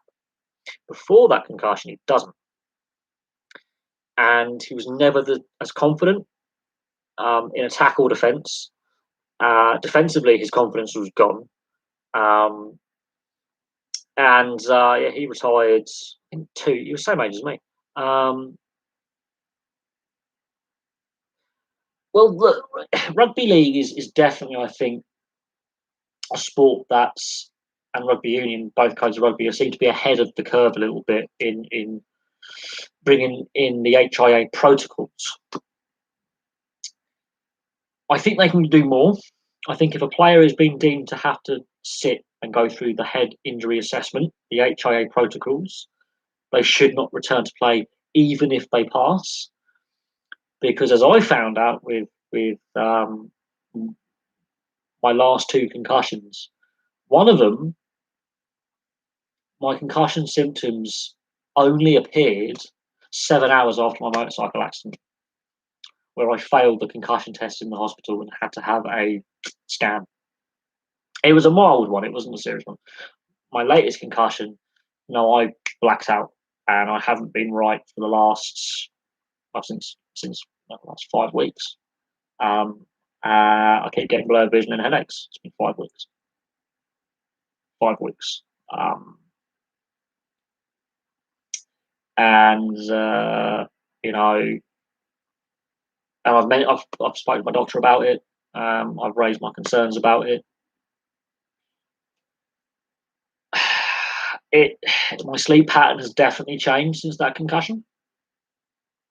That's being brutally honest. My sleep pattern has changed since that concussion. Before the concussion, I had a sleep pattern. That's now changed. I'm having issues sleeping, and when I fall asleep, and I have raised that with my doctors, and it is a concern for me. So yeah, I've had 2 concussions in the last couple of months. But what is interesting is one of them, had I been playing rugby league or rugby union, ice hockey, NFL, and I was having an HIA assessment, we'll go with the NRL, I would have passed the on and off field assessment because I didn't show any concussion symptoms until 7 hours later. My other one, I'm out cold. Instantly, that's an HIA fail if we're going by the rule book. So one of my concussions I would have passed and would have been able to return to play. One of them I would have failed and would have been in protocols for several weeks. I would have missed several games. This is why I think if you do have to go for a head injury assessment, you should not return to play and then be regularly assessed in the following days following that assessment. Now, whether you return to play the following week or not, that's to do with the follow-up assessments and whether the independent doctor, that's what I believe, should be in place. Part of the issue with having independent doctors is you've got to pay them. It's the cost. And with what's happened with COVID, that cost, some sports can't afford it. Now, the NRL and the AFL in Australia have actually done reasonably well in the sense that they were the first two leagues to resume play last year.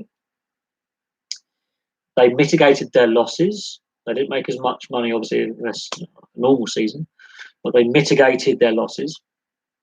These seasons have both been full seasons. Admittedly, there's been some disruption in Australia with each state having its own protocols in place. But for the most part, the stadiums have had fans in where they can. And no games have been cancelled. A couple have been postponed and rearranged, but no games have been cancelled to this point. And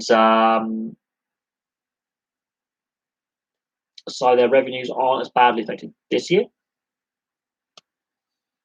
But if you are having independent doctors at games to assess head injuries and make sure that the welfare is there, is the cost. And it's whether these professional leagues, they've got to make money, remember, their businesses want to have that overlay. Because then that factors into salary caps and spending caps and TV revenues and where, who pays for it. Do the clubs pay for it? Does the league pay for it? Is it split? Do the Players Association put some money in? Who pays for it? And at the end of the day, the welfare of the players should be paramount. But unfortunately, it comes down to money and who's going to be the one paying for it. Is it going to be the league? Is it going to be the clubs? Is it going to be the Players Association? And that's a debate we'll have in any professional league. Who is going to pay for it?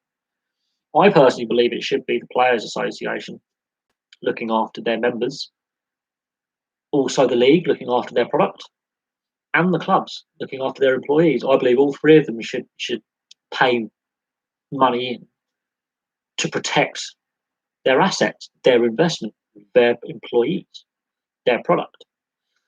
That's my opinion on that situation.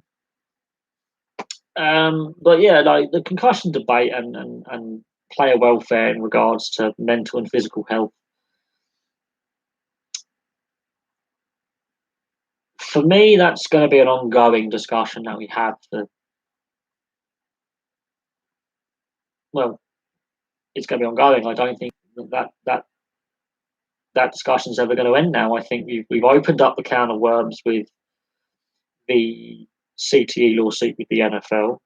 and now more sports are now feeling the effects of litigation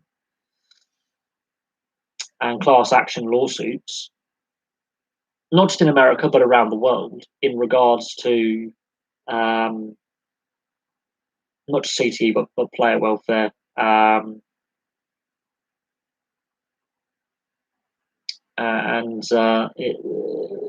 It's not gonna. It's not gonna.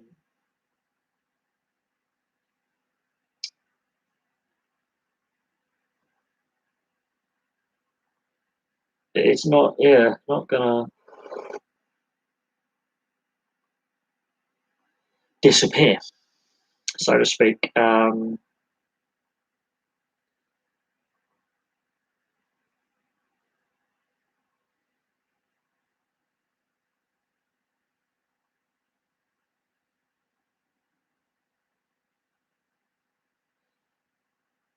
So yeah, there is certain things to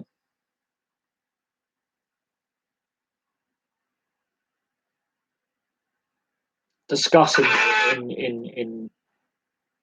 that regard. I,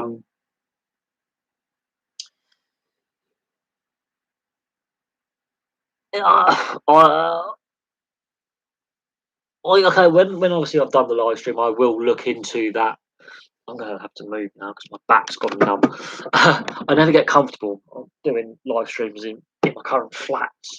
It's more difficult. I don't know why.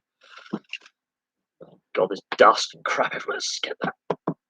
But no, I will look into that that clip. But pro wrestling, as I said, I've long since gone off pro wrestling a long time ago.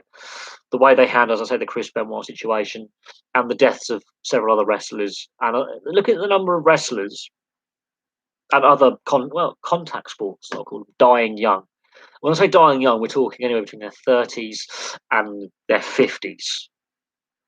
When the average life expectancy is 70s to 80s now, depending on where you are in the developed world and such. When you're dying somewhere between your early 30s and your mid 50s, which is the life expectancy of a third world country 25, 30 years ago, because life expectancy has actually improved in these areas. And you're a wrestler or rugby league, rugby union, boxer, MMA, ice hockey, NHL, whatever contact sport we're talking about, or sports entertainment, pro wrestling. It does raise questions about athlete welfare, and I have done videos in regards to athlete welfare, in regards to CTE, in regards to just general wear and tear on their bodies, and what we are seeing, even in professional soccer, we're seeing ex-players dying young, or having dementia, again, head injuries with concussions, with heading the old footballs and the head knocks and stuff. It's still a contact sport. And it is really concerning the average age that some of these ex-professionals are dying. Generally, um, generally terrifying. And no, my love for wrestling's gone. The way they deal with the wellness policy, and it's the same with TNA, and I'm assuming it's the same with the amount of steroids that float around, and how they look after um, their talent. I've got friends who wrestle on the indie circuit, and but no, the Chris Benoit's son wants to wrestle for AEW, but still on the fence for just being his son, not wanting to. I do. I mean, I didn't realise he had another surviving son. I generally have a lot of sympathy with it, considering obviously everything that happened, 14 years ago. Tragic events that they were, and I remember them like they were yesterday. And I mean, I was what 17 or 18 at the time. I would have just turned 17 at the time. I was coming up 18, so this is a long time ago. Oh, what a young whippersnapper I was. But at the time, I was still a teenager, and I was still like, a young adult, finding my way in the world. And yeah, I was. That's the moment where I started asking myself questions about a product, because it is entertainment, sports entertainment. Um, and yeah, I was asking questions about not just that, but yeah, I started asking questions about the way WWE, formerly WWF, dealt with the situation. They ham-fisted that. Um, they rushed to release a statement because Chris Benoit was one of the more popular wrestlers on the roster. Big selling point. Um, when he wrestled on live shows and on tape shows, the broadcast ratings were massive. And of course, you had Eddie Guerrero and China as well. All of them were linked together. All three of them have died young. One murder suicide, one in regards to addiction, one of a heart attack. All of them were dead before the age of, I think, 45 or 46. Two were dead in their 30s, one was dead in their 40s. One of natural causes in relation to previous steroid and drug use, one in regards to addiction issues, and all three of them had issues with steroids. And yeah, like China, it was very, very sad how her life, she had a very troubled life outside of wrestling. Eddie Guerrero came from a family linked with the industry forever, and Chris Benoit, um, obviously with Eddie Guerrero dying and then obviously his death, that I've listened to like the Chris Jericho podcast, I've listened to the Colt Cabana podcast, I've listened to Stone Cold Steve Austin's podcast.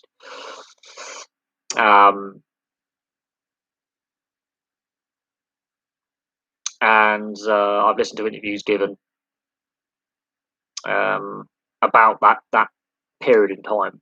And the CM Punk one is when he's fallen out with Colt Cabana, but when he did one of his interviews with Colt Cabana several years ago, I listened to the whole thing. The whole thing lasts about 3.5, 4 hours. It's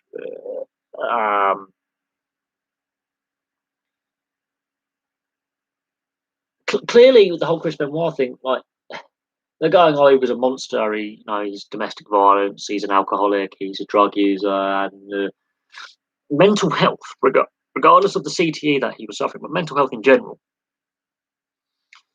The support wasn't there for him from the organisation, his employer.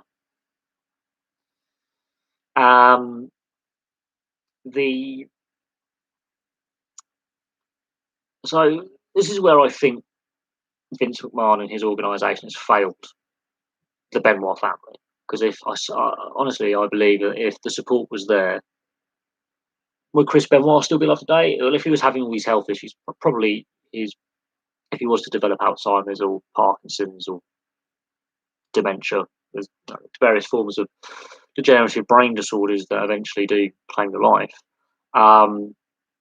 That's one thing, but the rest of his family would still be alive if the support was in place that should have been in place. There is no doubt on that. No. But yeah, you can see in the last couple of wrestling events that he does, you can see he's a man who's struggled.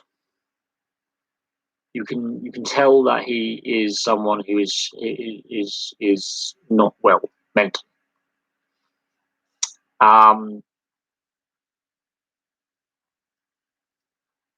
Do I condone what he's done? No.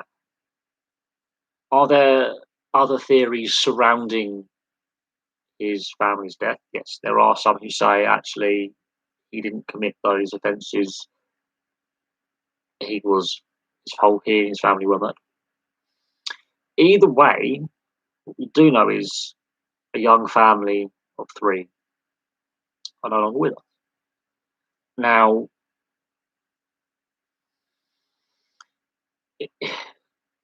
what is equally sad how Eddie Guerrero died before. Um, the night before a live show in Minneapolis. Oh yeah, the Owen Hart is another thing. That's more corporate manslaughter actually. They should have been seriously done for that. Um,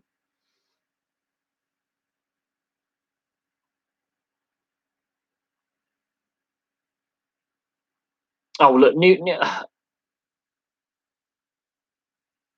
well we know that clearly. Like Randy Savage, I mean, Christ, they found blood in his cocaine stream. That's the online meme that I found. I found one of them memes a couple months ago. They found blood in Randy Savage's cocaine stream. Um, Ultimate Warrior, it's another one. The the scary thing is, and you could say this about NFL players, you could say this about NHL players, rugby league, rugby union, Major League Baseball doing the steroids.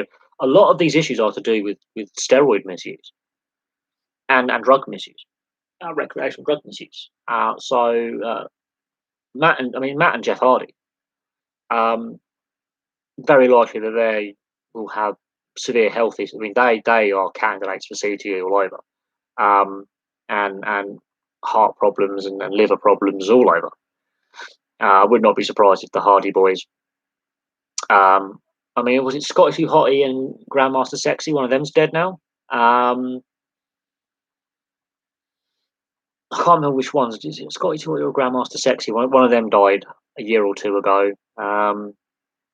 They were one of my favourite wrestling acts from the Attitude Era, alongside the Hardy Boys. But they were high risk takers.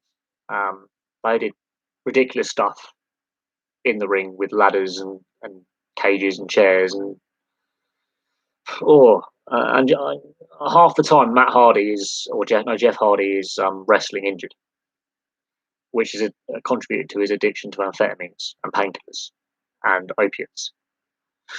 But we've seen this in other more professional contact sports. Um, yeah, the wrestler I've seen bits of it. I know about the story behind the wrestler with Mickey Rourke and all that. He used to be a boxer as well, by the way. So he actually did a bit of boxing training as well to get himself in cardio shape. But no, the history of WWE. I mean, I know we're going slightly off tack a little bit, but yeah, the way the the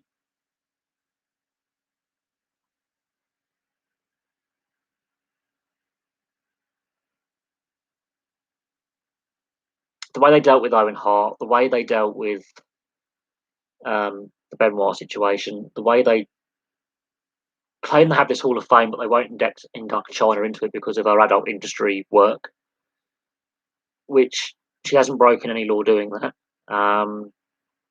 She was again filled with steroids.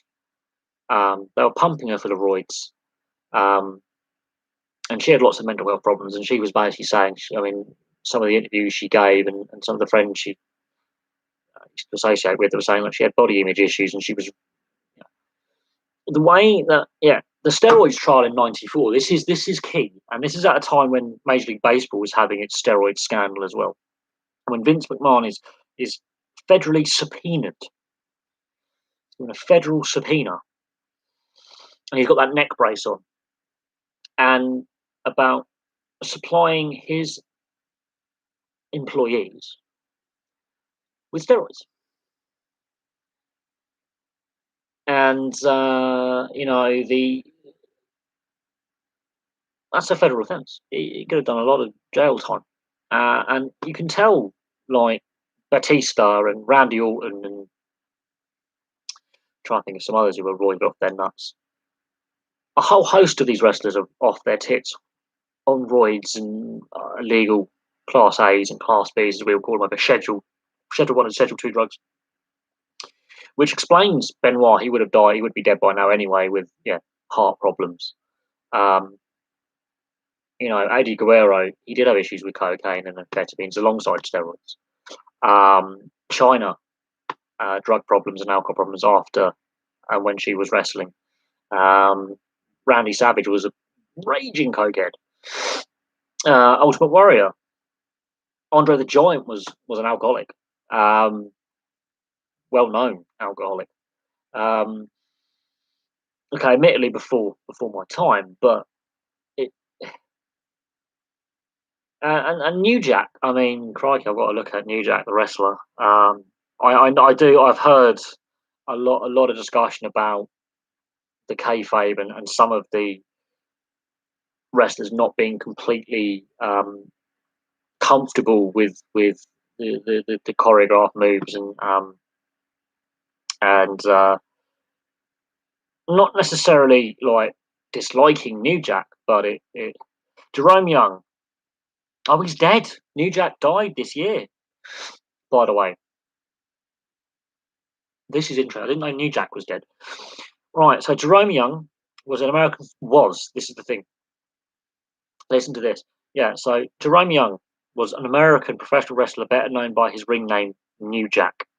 He was best known for his time in Extreme Championship Wrestling (ECW), which eventually did obviously get bought out by WWE, where he became notorious for his willingness to take dangerous bumps and his stiff, hardcore wrestling style, often taking high risks and for times shooting on opponents, including the mass transit incident and an altercation with Gypsy Joe in 2003.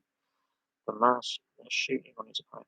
A shoot in professional wrestling is an unplanned, unscripted, or real life occurrence. So he basically just did stuff he wasn't meant to. The mass transit, let's have a look. Uh, the mass transit incident was a professional wrestling event that took place during an ECW house show on November 23rd, 96, at the Wonderland Ballroom in Revere, Massachusetts. 17-year-old Eric Kulas, an aspiring professional wrestler who used the ring name Mass Transit, was seriously injured in a tag team match against the Gangsters. The most severe injury occurred when Kulas was bladed too deeply by Jerome New Jack, severing two of his arteries. Further controversy arose when it came to light that Kulas had lied to ECW owner and booker Paul Hyman about his age and professional wrestling training. The incident led to the inaugural ECW pay-per-view Barely Legal being temporarily cancelled and legal action from Kulas' family members against Young. Due to Kulas' deception, however, Barely Legal was reinstated and the legal action ended in Young's favour. Gypsy Joe. He's dead as well. He died in 2016.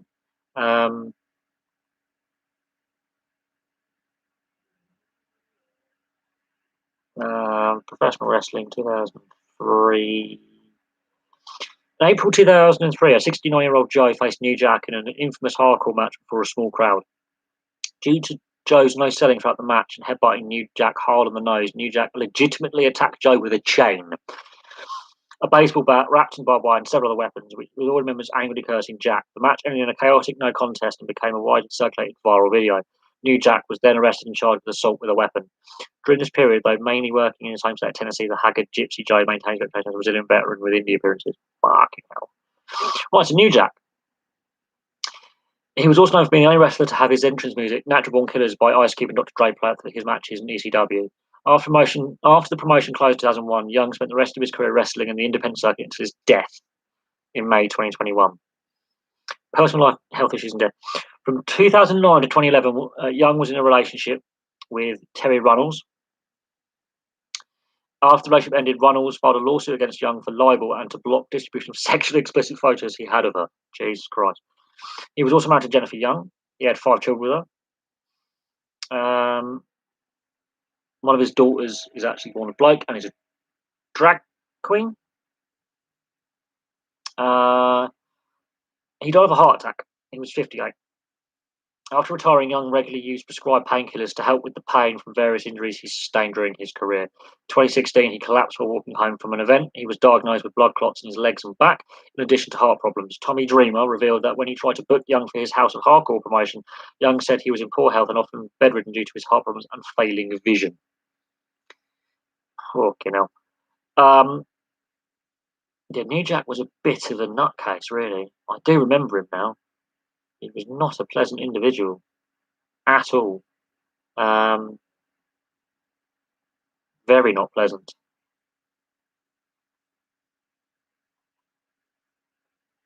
What else we got?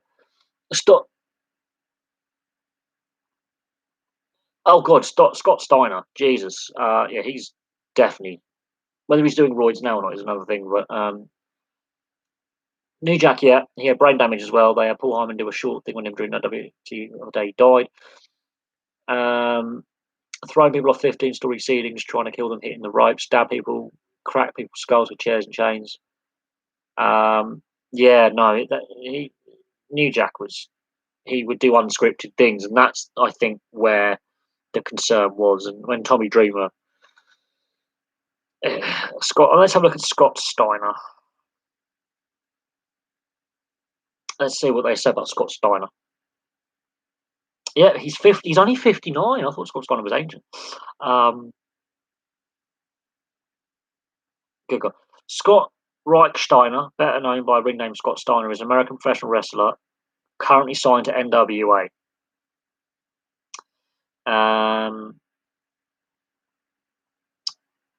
Let's have a look. Steiner is perhaps best known for his time in WCW. He's wrestled for JCP, WWE, TNA, ECW. Blah, blah, blah, blah.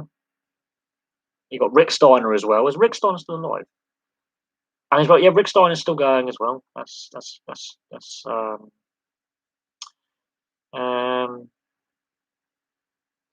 incidents and controversies. Now, talking about steroids and all that. Rick Steiner, Rick Steiner's weight gain in the 90s led to allegations of steroid abuse, which he denied. Upon returning to WWE in 2002, he was asked to undergo a steroid test. He agreed on the condition that Triple H take one as well. He claims that WWE did not follow through with either test. Ooh. On April 21st, 98, he threatened a Georgia Department of Transportation employee after the employee informed him that the exit ramp leading off the interstate he was on was closed. He then hit the employee twice with his Ford F-250. He was arrested and pled guilty to aggravated assault and making terroristic threats, both of which are fair, and he's carrying a maximum sentence of 30 years imprisonment. Under Georgia's first offender rules, which stipulate that a first-time offender will be found not guilty if they do not violate the terms of their probation. He was sentenced to 10 days in Cherokee County Jail. He was ordered 7 years probation, $25,000 in fines, 200 hours of community service. In 2005, Rick Steiner, Lex Luger, and Buff Bagwell were removed from a flight from Minneapolis to Winnipeg following a disturbance on board the plane. They were detained for several hours before they were released and permitted to continue. Lex Luger was, however, held without bail and charged and jailed. And in his in-character interviews when he's doing kayfabe, he was a violent criminal with a little guard. On a TNA house show in 2007, he was kicked in the throat by his opponent, Apollo. He coughed up blood. He was taken by ambulance to a hospital where he was diagnosed with a torn trachea and given 5 hours to live. He was put in an induced coma for 2 days. They had to cut through his ribs and lungs to repair the tear and began draining fluid from his lung for the next 2 weeks. He was unable to fly because the change in air pressure would have caused his lungs to collapse. He had to get home via a cruise ship. He departed TNA.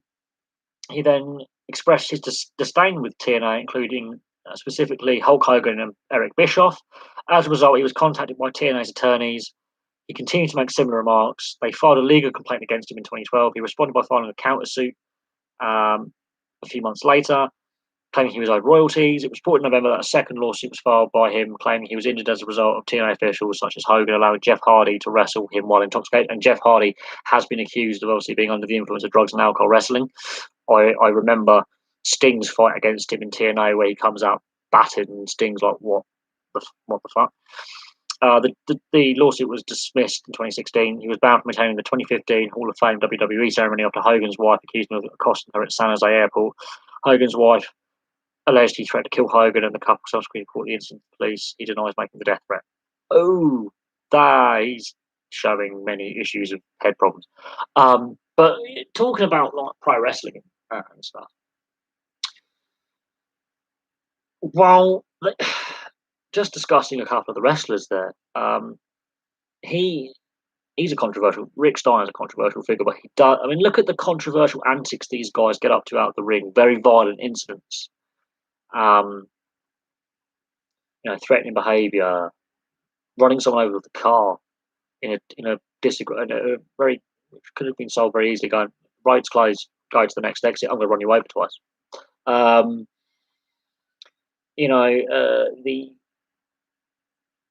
the steroid allegation is very interesting because he obviously was due to undergo a test to return, and he's a Triple H. A Triple H, we know Triple H is on roids. Let's not kid ourselves. But no, yeah, no, New Jack didn't know he had passed away, but again, dead before 60. Heart problems, you know, um, failing sight, you know, the and we're going back to the discussion of CTE, and there was a female wrestler who died a month ago. I think she took her own life. She was, I think, 38. I forget her name. But again, this high rate of suicide within the industry as well. It, I don't know what you can make of it, really. I mean, it is concerning, but we have seen this in relatable professional sports as well, where there is a high rate of suicide. I mean, ice hockey, you've got Rick Ripen, um, Wade Belak. They both took their own lives. Derek Bugard accidentally overdosed on prescription medication. Hannah Kimura. Yeah, there's loads of them. It's the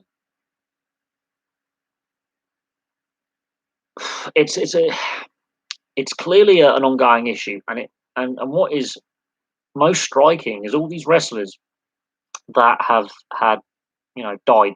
A lot of them have died young and have all at some point been linked with the bigger promotions: WCW, ECW, and WWE.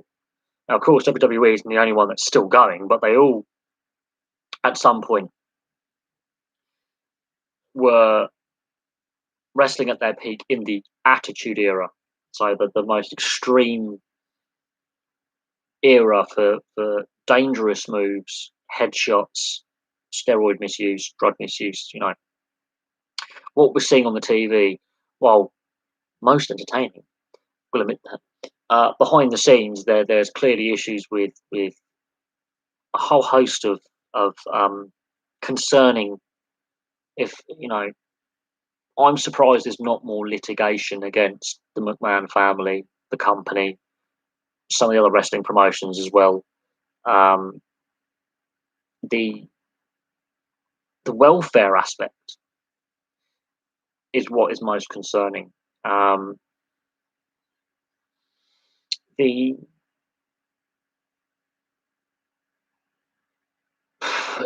there's Jeff Hardy is a wrestler who's been regularly known to have substance abuse problems, and I do remember the fight, the match against Sting, where he comes out and he's all over the shot, and it's meant to be, I think, a 15 to 30 minute slot. The bout lasts, the fight lasts 90 seconds. He can barely get in the ring. Sting is just what the fuck. Sting was meant to win the fight anyway, but it was quite a notorious incident. The fact that other wrestlers have alleged that Jeff Hardy was under the influence, intoxicated, during performances is now Jeff Hardy and Matt Hardy have both admitted to their substance abuse and issues that they've had. But again, it's to do with the support that should be in place from the organisations that they're employed by. It's the same in professional sport. While I, as someone who's had issues with prescription medication, alcohol, and recreational drugs myself, and I'm not hiding from that, I have some sympathy for those who end up struggling. And I can be critical when they do regularly keep screwing up, but at the same time, there needs to be a better support network, and therefore my criticism is not necessarily against the individual per se. It's now against the sports, and in this case, pro wrestling. Uh, I, I, I've been more than open about my issues, and the mental health side of it is something that's ongoing right now with me. This is why I haven't done as much uploading, and I've had some health issues. Uh, and yeah, no, I've had an addiction to. Um, I'm not going to discuss what I've had issues with. Alcohol, I'm more than happy to openly discuss. More than happy to discuss my alcohol problems. I haven't drunk anything since Easter. In my recreational and prescription drug misuse, yeah, I'm not so keen to discuss the issues I've had um, with in regards to the substances I have been known to be abusing or have abused. But at the same time, when an athlete does it, we can go, well, they're under a lot of pressure, and they are.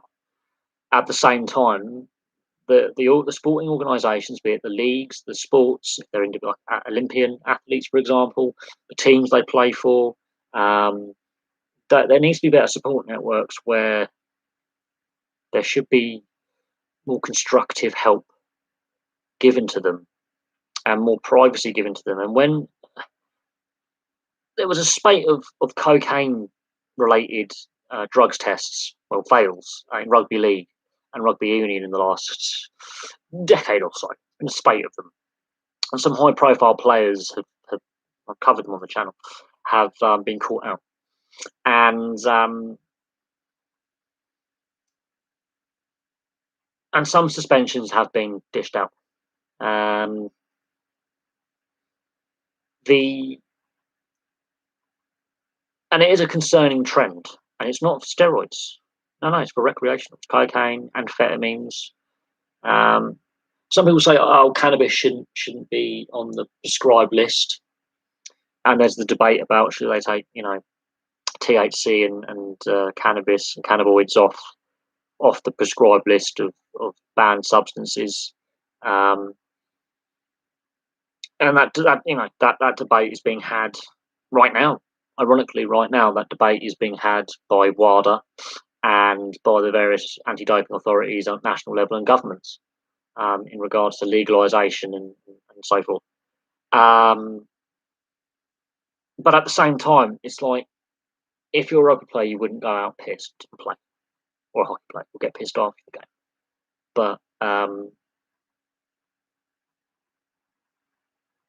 it's it there comes a point where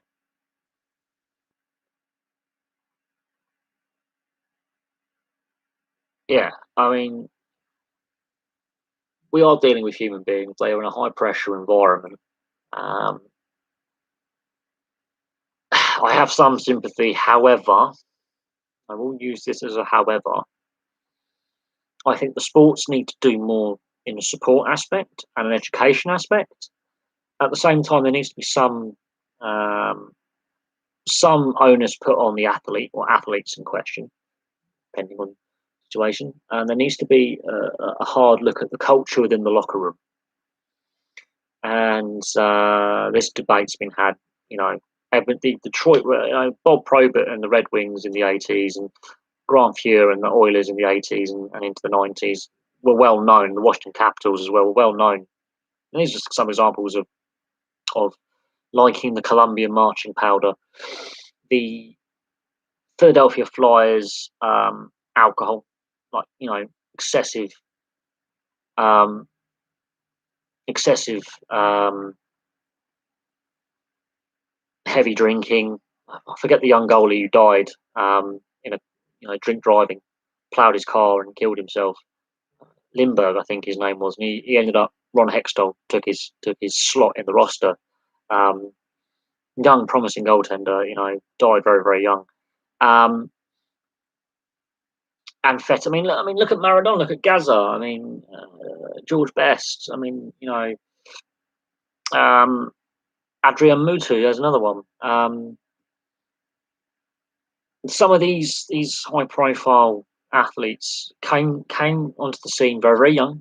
We're talking no older than less than 21. Big money. Suddenly, the sports they're in and the locations they're playing, big media attention, lots of cameras in the face. A lot in the newspapers, on the TV.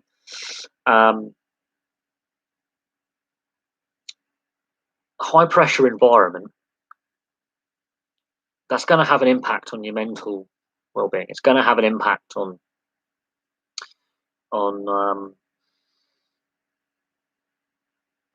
the person.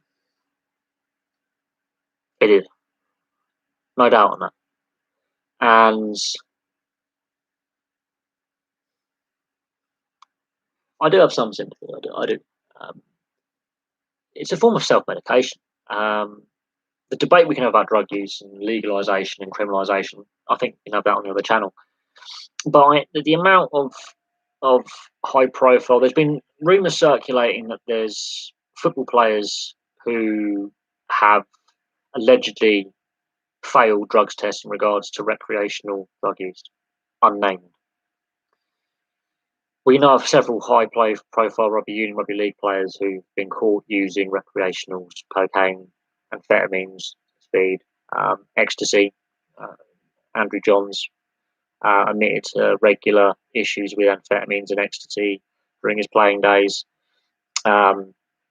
At times, post and had issues with drug use. But when Grant Fuhr got caught, he wasn't the only player caught, but he was the one thrown under the bus. It also was really interesting is he was of mixed race origin, and that went down like, well, looking back on it now, there was a bit of motivation there, make an example. Bob Probert, he's sadly no longer with us.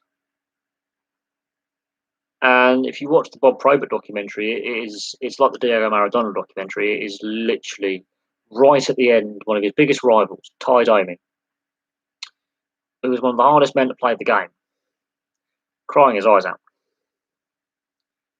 And when they're going through Bob Probert from his playing days, first it was alcohol, then it was cocaine, then it was steroids. He was a very troubled individual away from the game.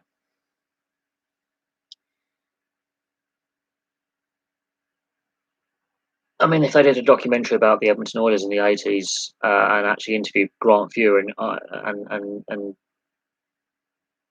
and they did a candid documentary, he would be like, I don't want to name names because he'd be throwing his other teammates under the bus. But there is clearly a locker room culture of drinking, drugs, and partying that needs to change. These athletes are role models for young people. Now, my view is legalization, decriminalization of the end user, and various views on that. But at the moment, yeah, it's what it is. The laws are in place, depending on the jurisdiction. It is what it is. At the end of the day, though,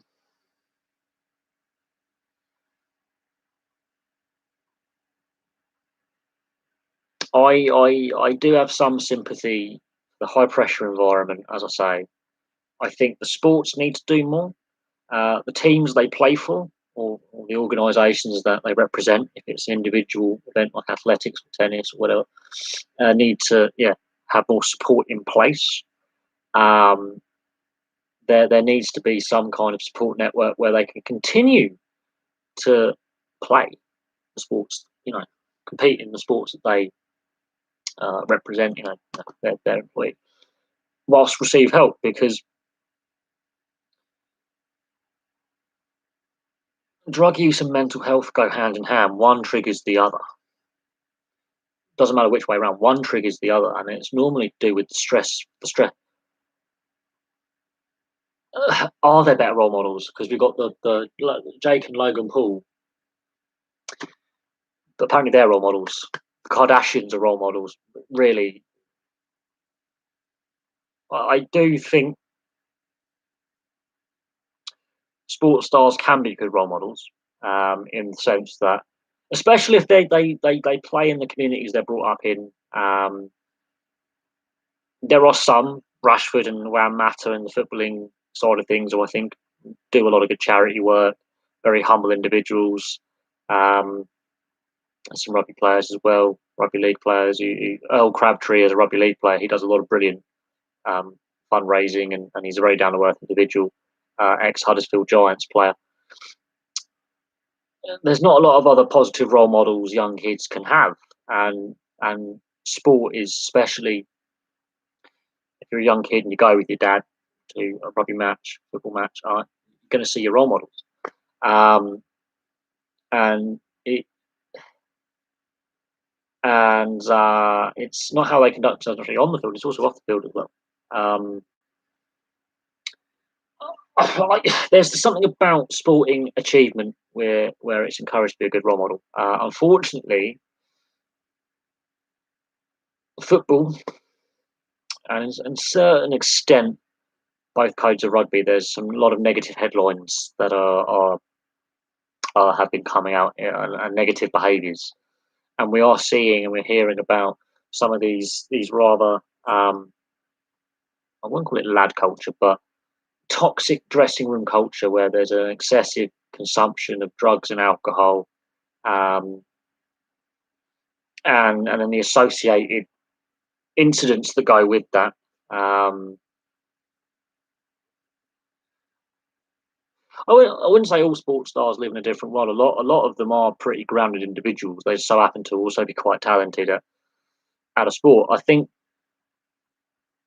yes, those positive role models, community role models, like your school teacher, like your local amateur grassroots football coach. We are finding them less and less, though. That's the problem. And with the way the world's gone with social media and things like that, young people, they're going to latch onto the social media kind of handle. They're going to latch on, and when you've got like an individual who may be very good at sport, who's actually exemplary on and off the field, and is you can have a good positive role model there, but there's not enough positive role models outside of the world of sport, I'm afraid. Thoughts on Rafael Varane as a player, and at Manchester United? Well, the Euros, he got caught out a fair few times in the Euros positionally. He's not.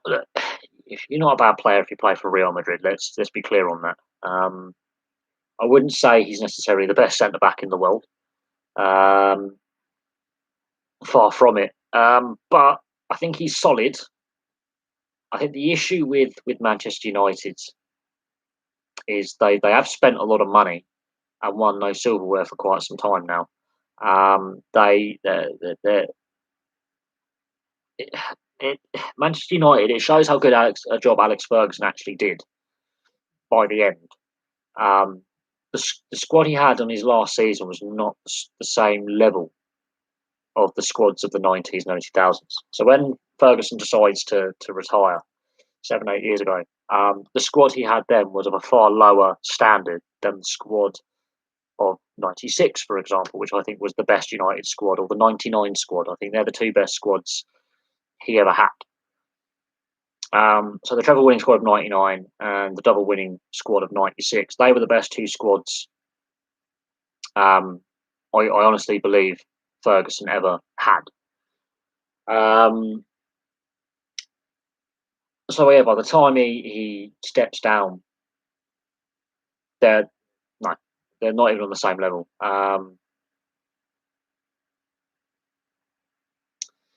In regards to Rafael Varane, I think better defenders have played for the club, and better defenders have played the game.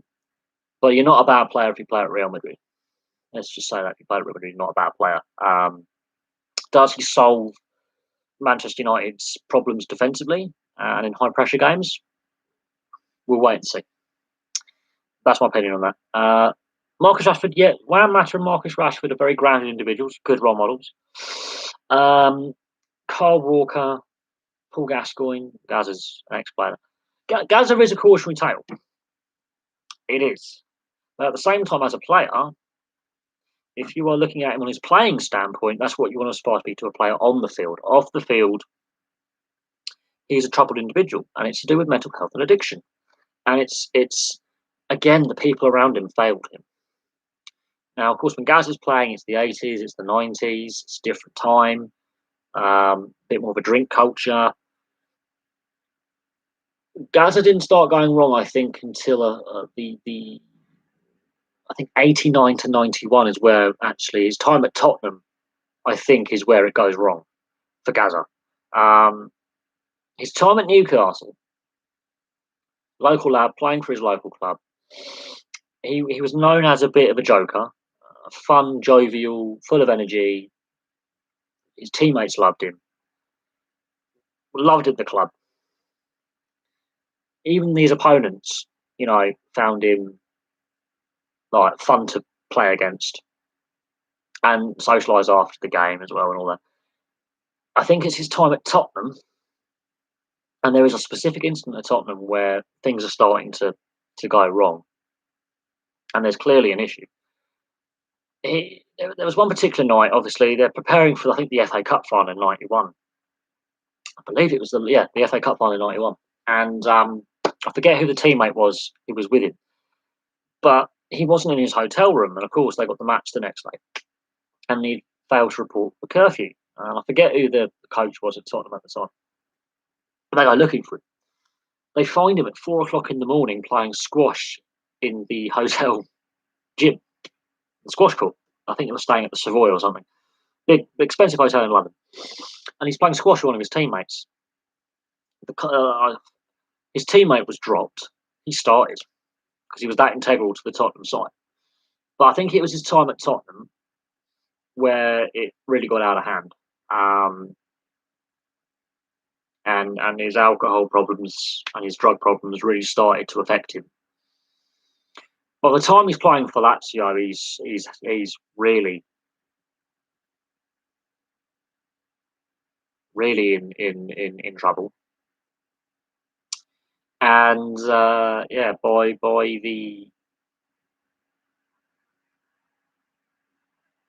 the time he takes over Kettering Town as manager, he survives just over a month. And his alcoholism and his drug addiction by that point he's in full blown meltdown. And his post retirement days, he's really gone off a cliff. It's basically in the last 25 years. I do believe it's around the time of Italia 90 and his time at Spurs in Clubland and his time with England in Italia 90 to Euro 96. That early 90s period is where the situation has gone from. He's a jovial character at Newcastle, where he likes a bit of a drink, but he's a bit of a laugh. He's a young lad. He's come through the ranks at Newcastle.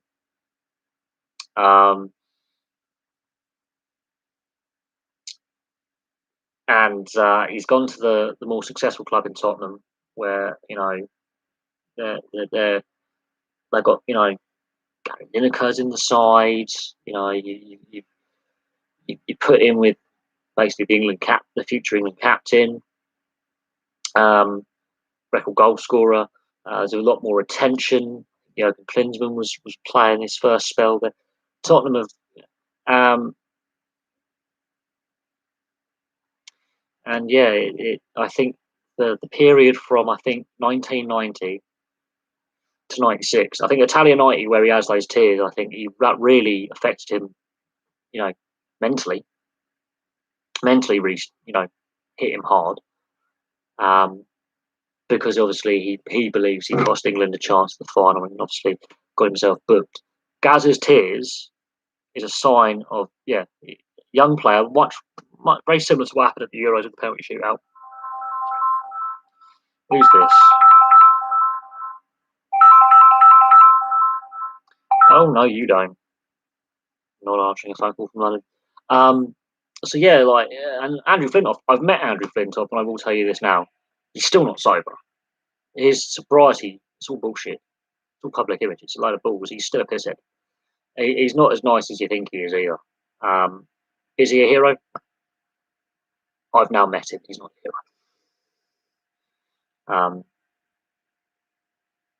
He's a bit of a cunt. So all that stuff you see on Top Gear and on the TV, he's not all you think he is. Is he a decent bloke? Yeah, but I don't think he's as fully honest as what he should be. Best centre back in the Premier League, in my opinion. Best centre back in my opinion, the Premier League.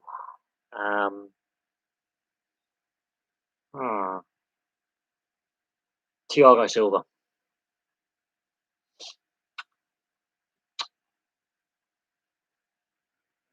Just simply because even at his age now, he's a leader on and off the field.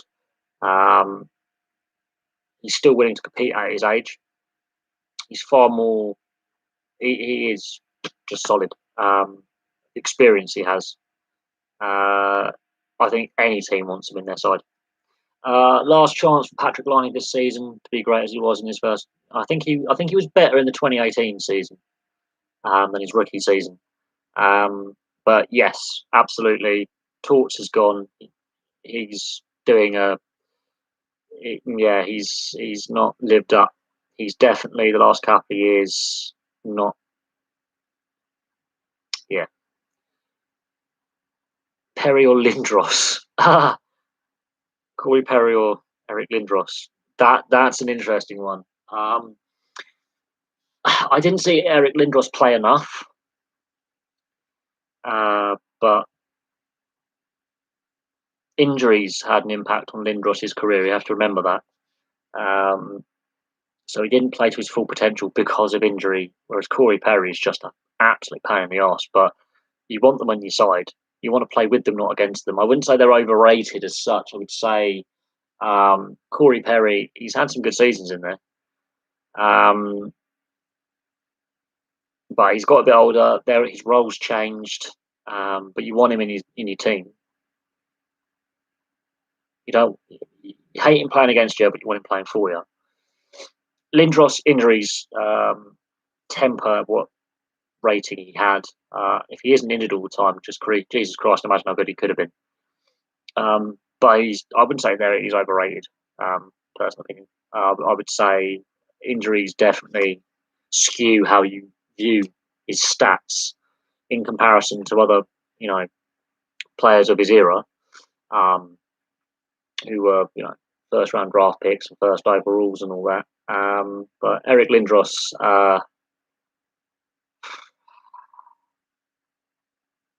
because he refused to report to Quebec, Forsberg goes to Colorado. How that ended up. But Legion of Doom line, thing out there. Lindros' career-ending concussion was actually a chair shot by Brindamore for sleeping with his wife. I've heard that rumor that he was not necessarily. He might have had an extramarital liaison. At the same time, Eric Lindros did have some fair concussions on the ice as well. But this is in a period in the 90s where, again, what we know now, we didn't know then. But yeah, there were rumours of that he wasn't popular with some of his teammates and some of his antics. There were actually rumours of infidelity, but at the same time, he did have concussions did affect his career with some I think, was it Scott Stevens level one on Lindros? That I think it was Scott Stevens that basically caused his career to derail. Bear in mind, Eric Lindros dished out his fair share of heavy hits, but the game he played, I mean, what we know now about concussion, head injuries, we didn't know back then, 20, 30 years ago. We do know now. So the science has come a long way. We now know things we didn't know before. We've spent a lot of time this morning discussing concussion. I think we've got one viewer from Australia, one from Canada, one from the UK. So, okay, we've got one the evening, one's early morning, and we're nearly midday here. But no, yeah, no, concussion is definitely something that, yeah, as I say, we know a lot more now than what we did then. And we've discussed the CTE lawsuit. We've discussed, what does the future for contact sport hold?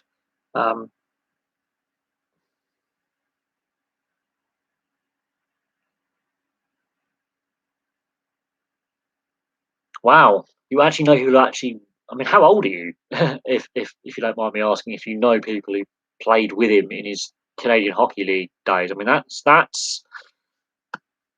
30 years ago. Um, uh, Unfortunately, Brendan Leipzig is definitely one who's got an unfortunate. It comes with a lot of baggage. Mitchell Miller. I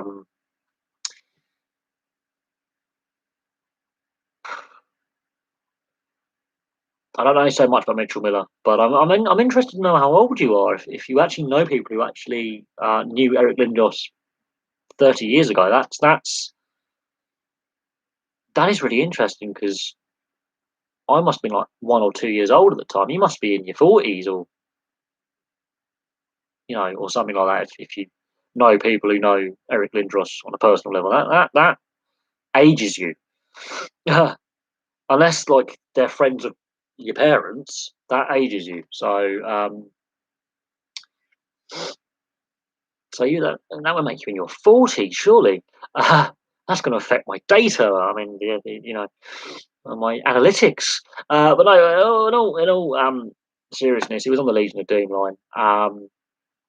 No, but I will say this: regardless of his off ice antics, I keep wanting to say off field because I'm so used to rugby league and football videos. Um, oh right, Dad's friends. I thought so. I was going to say if you're 10 years younger than me. I'm I'm 32 in just over 2 months. Um, I thought you were older. My apologies. Just when you said, "I know people who know Eric Lindros," I mean, hang on a second, that's 30 years ago he was playing in the CHL plus. Um, no, your dad's friends. Fair enough. Um,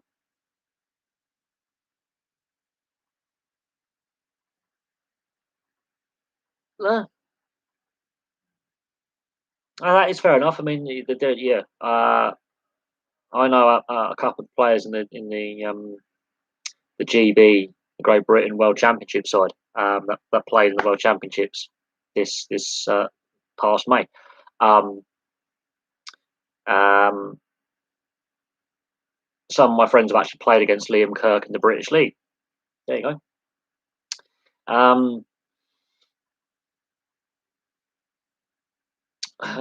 Little tidbit. One of my friends I went to school with is a professional rugby union player.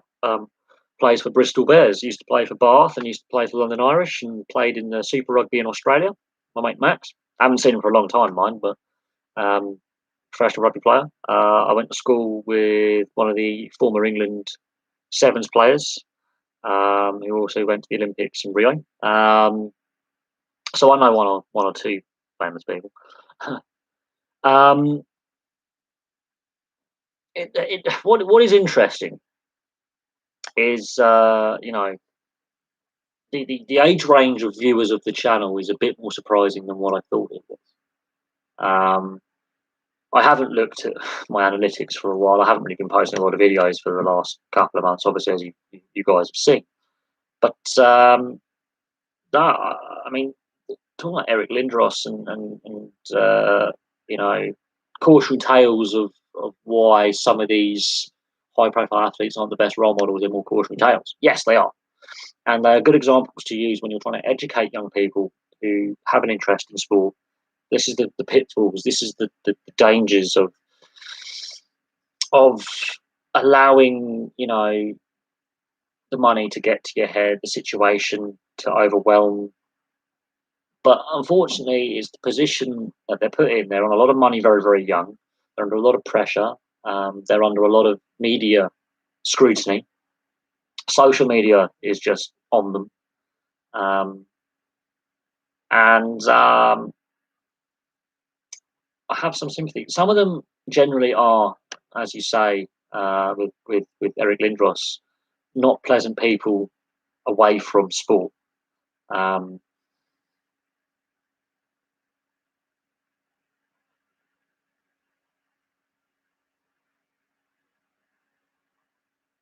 yeah, I mean, like I've met a um, fair few sporting people. One of my dad's best friends was a professional soccer player in the 80s and the 90s. A couple of years younger than my dad. Um, and I met a couple of high profile um, managers and players when I was very young. Not a big fan of Adam Pardew. Not going to give him my reasons why, but I'm not a big fan of Adam Pardew on a personal level because I think he's an absolute cunt. Yeah, I said the C word. I'm not a massive fan of Adam Pardew for personal reasons. I've met him. I think he's an absolute nasty, nasty piece of work. Um, but yeah, I mean, as I say, like there are some individuals who, when they are coming through the ranks, um, oh God, Alan Pardew, the former Newcastle United manager. Let's just say in the just after, well, near the end of his playing career in the 90s, when he was still a football player, with Steve Coppell. I've met Steve Coppell as well. Um, he was his manager at Crystal Palace. My mum's boyfriend at the time knew them, and we went to a pub, have a pub lunch, you know, pub restaurant, like a restaurant bar kind. And obviously, I'm even as a young kid, and I knew who these people were. I've been a massive sports fan since the age of like since I could walk, and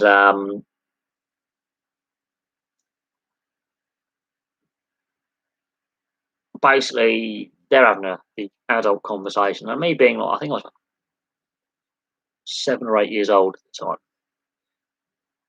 not very old.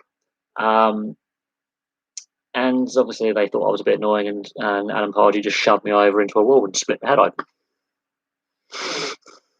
basically. Um, Basically, he's a drunken asshole. There you go. There's my personal opinion on Adam Pardew. Um, very fit off yet? No, he's still whack on the booze. Very fit off. But no, all comments aside, yeah, there's definitely. I remember when I was getting one of my tattoos done, and Adam Federici, the former Reading goalkeeper, is his partner.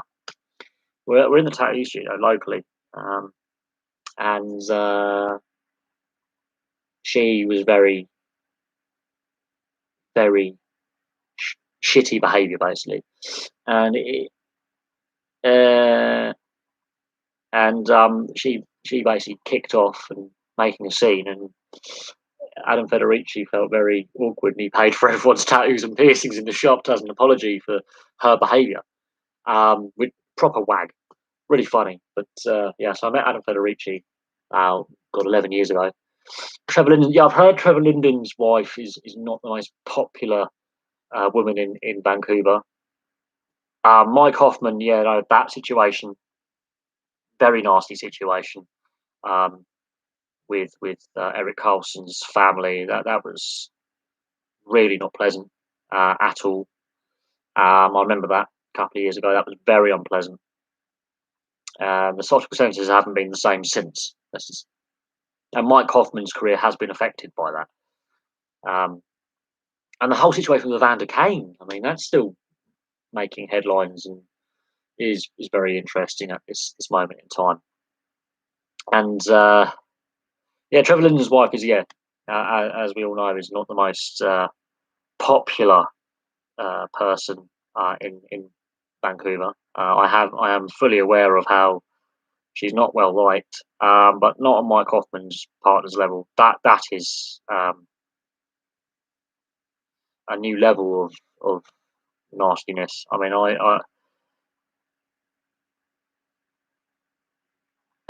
um,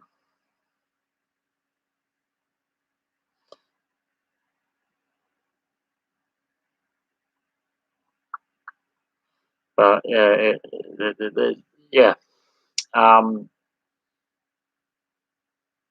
but as I say, like there are cautionary tales, and there also are some very decent high profile athletes who, yeah, you want to be role models for your kids and young people and something to aspire to be as a person, um, especially for kids interested in sport. Um, in, but you know, at the same time, there are some cautionary tales, and Paul Gascoigne's one. Maradona's another one. George Best. I mean, you do get characters like that, but again, you know, addiction support and mental health support is a lot better now than what it was 20, 30, 40, 50 years ago. Um, and you know, we've come a long way. There's still a long way to go, but yeah, the welfare is important. Evander Kane, the biggest case of someone you always want to see redeem themselves and do well, and does so in instances, and always. No, I don't want to see Evander Kane do well. He.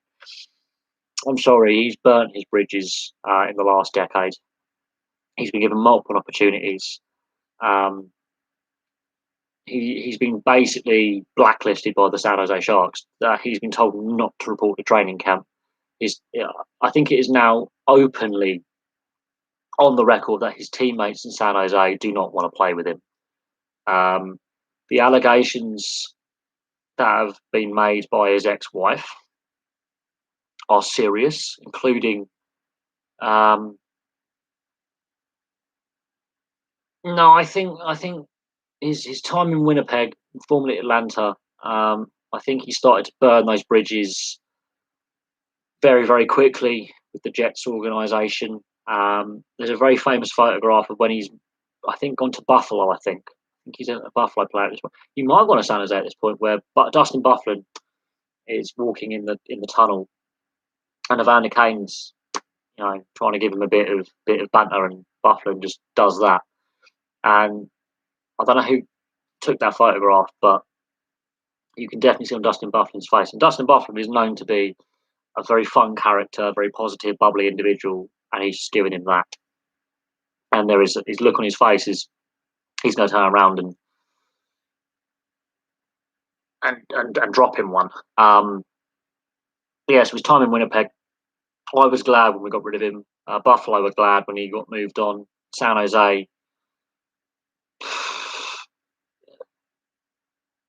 there's definitely the allegations of him betting on games. Now, whether you know that's just an angry ex-spouse, there's allegations of domestic violence. He has admitted to a gambling problem, and that is something. But there's also rumours been circulating of drug and alcohol problems. Now, whether that excuses his behaviour, I don't know. But and there has been allegations for some time in regards to domestic violence. And at that point, Slava Voyanov has never played in the NHL ever again since 2012, since he beat up his wife. he's basically blacklisted. So if those allegations are proven to be true, that he's been involved in domestic violence, we have precedent of banning for life. I'm not sure he plays in the NHL ever again. I'm not even sure if he plays hockey ever again. So it's a bad image for the sport. It's a bad image for his community, and I do mean that with sincerity. The Afro-Caribbean and the Afro-American community has unfortunately got a stereotype of domestic. There is domestic violence. It's very prevalent in that community. He had a great opportunity to grow the game for minority groups because of his background. And unfortunately, he's living up to the mainstream media and Hollywood stereotypes that I think we need to move away from. But if the allegations are proven of domestic violence, let alone betting on matches, which apparently, according to the NHL, they can't find evidence at this point. They're willing to close the investigation down, their investigation. But the fact the San Jose Sharks have told him not to report the training camp says to me there's more to come out about this. I wouldn't say it's a waste of talent. He's played in the league now for the best part of a decade, so he's done better than average. To have a solid decade consistently as an NHL first team regular, and that's with injuries and suspensions. Actually, to be fair, no, that's higher than average. So he's actually in a higher percentage of players to have a decade-long career. I think it's got 12 years now he's been playing. It's his 12th season. The issue is it's not his issues on the ice, because he is a divisive player on the ice as well with some of his antics, and he has been suspended and he has dished out some questionable hits and been involved in some questionable antics on the ice. It's clearly the off ice. In the locker room, he's not well liked, and there are players who aren't necessarily the most popular off the ice in the locker room, but they are respected because while they may not get on with their teammates, they're solid professionals, and outside of the game, away from the team, they're probably very nice people. He definitely, there is an issue with his temperament. There's an issue with his attitude, who he is as a person. He's clearly got problems, and there is clearly allegations of domestic violence. Now, if that is proven to be the case, I'm sorry, I have no sympathy for him at this point. And there is a precedent with the NHL with Slava Voyanov, who has not played since 2012 or 2013. It's basically been like an 8-year suspension.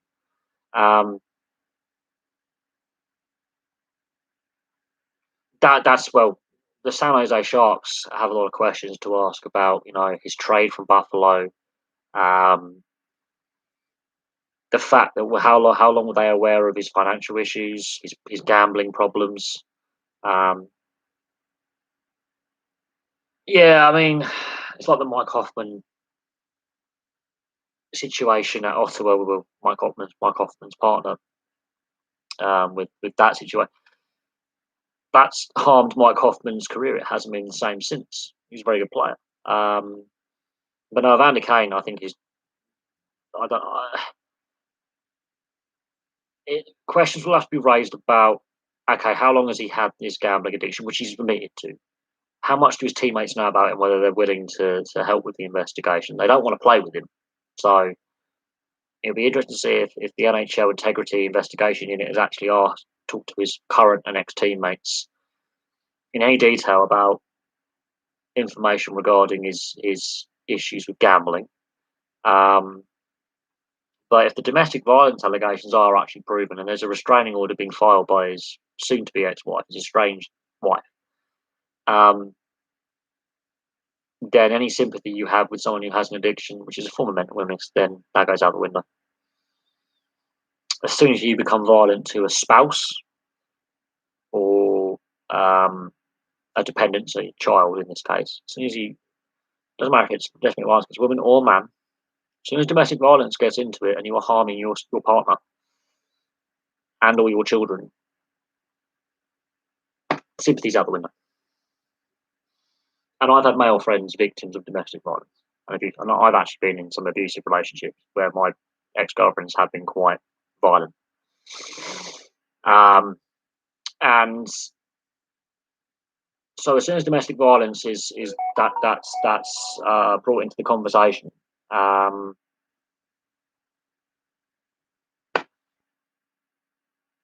that does change the conversation. That does change a person's viewpoint on the situation, and it does change the outlook. I think he's got more than one kid. I think he's got another kid. I think he's got more than one child with his partner or ex-partner. I think he's got several kids. But I do feel sorry for his family, like his kids, and his wider extended family. I do have sympathy for them. But as I say, like at this state of play, I mean, at the moment these are allegations. Clearly, it's a very public marriage breakdown.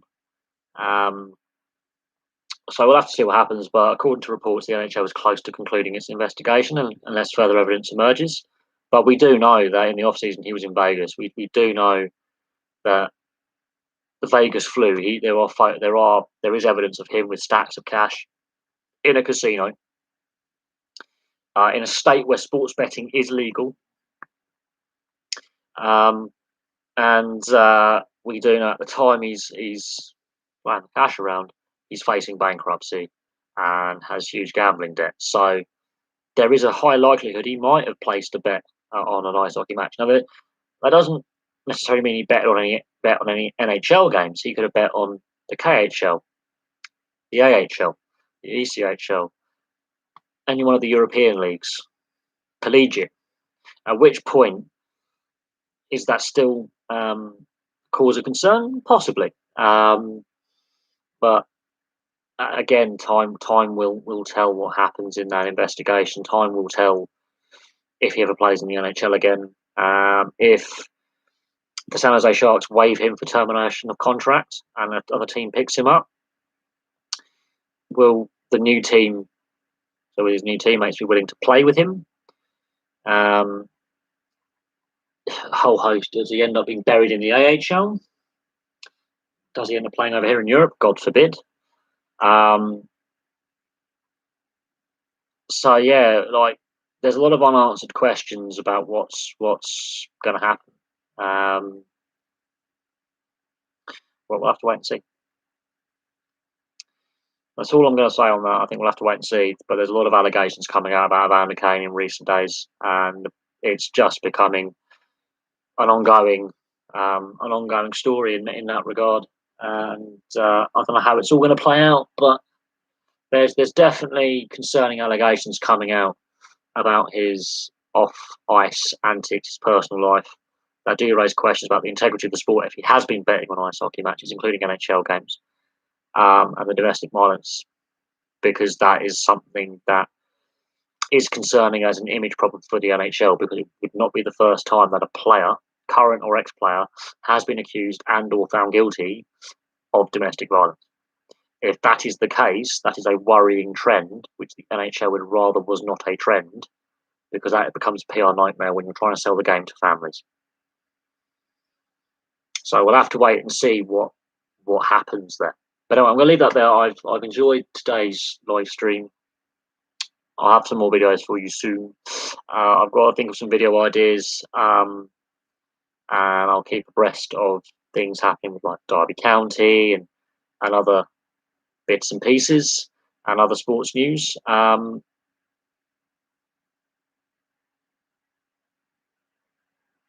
Yes, he is still less cancerous than the two Paul brothers, because they are just oxygen thieves, and how they're classed as role models for young kids is making me feel very unwell right now, because they are not nice people. But yeah, thank you very much for your questions. Obviously, yeah, keep your eyes peeled for more content, and I'll also have some another live stream for you tomorrow, and I'll have some more videos, obviously, for you guys very, very soon.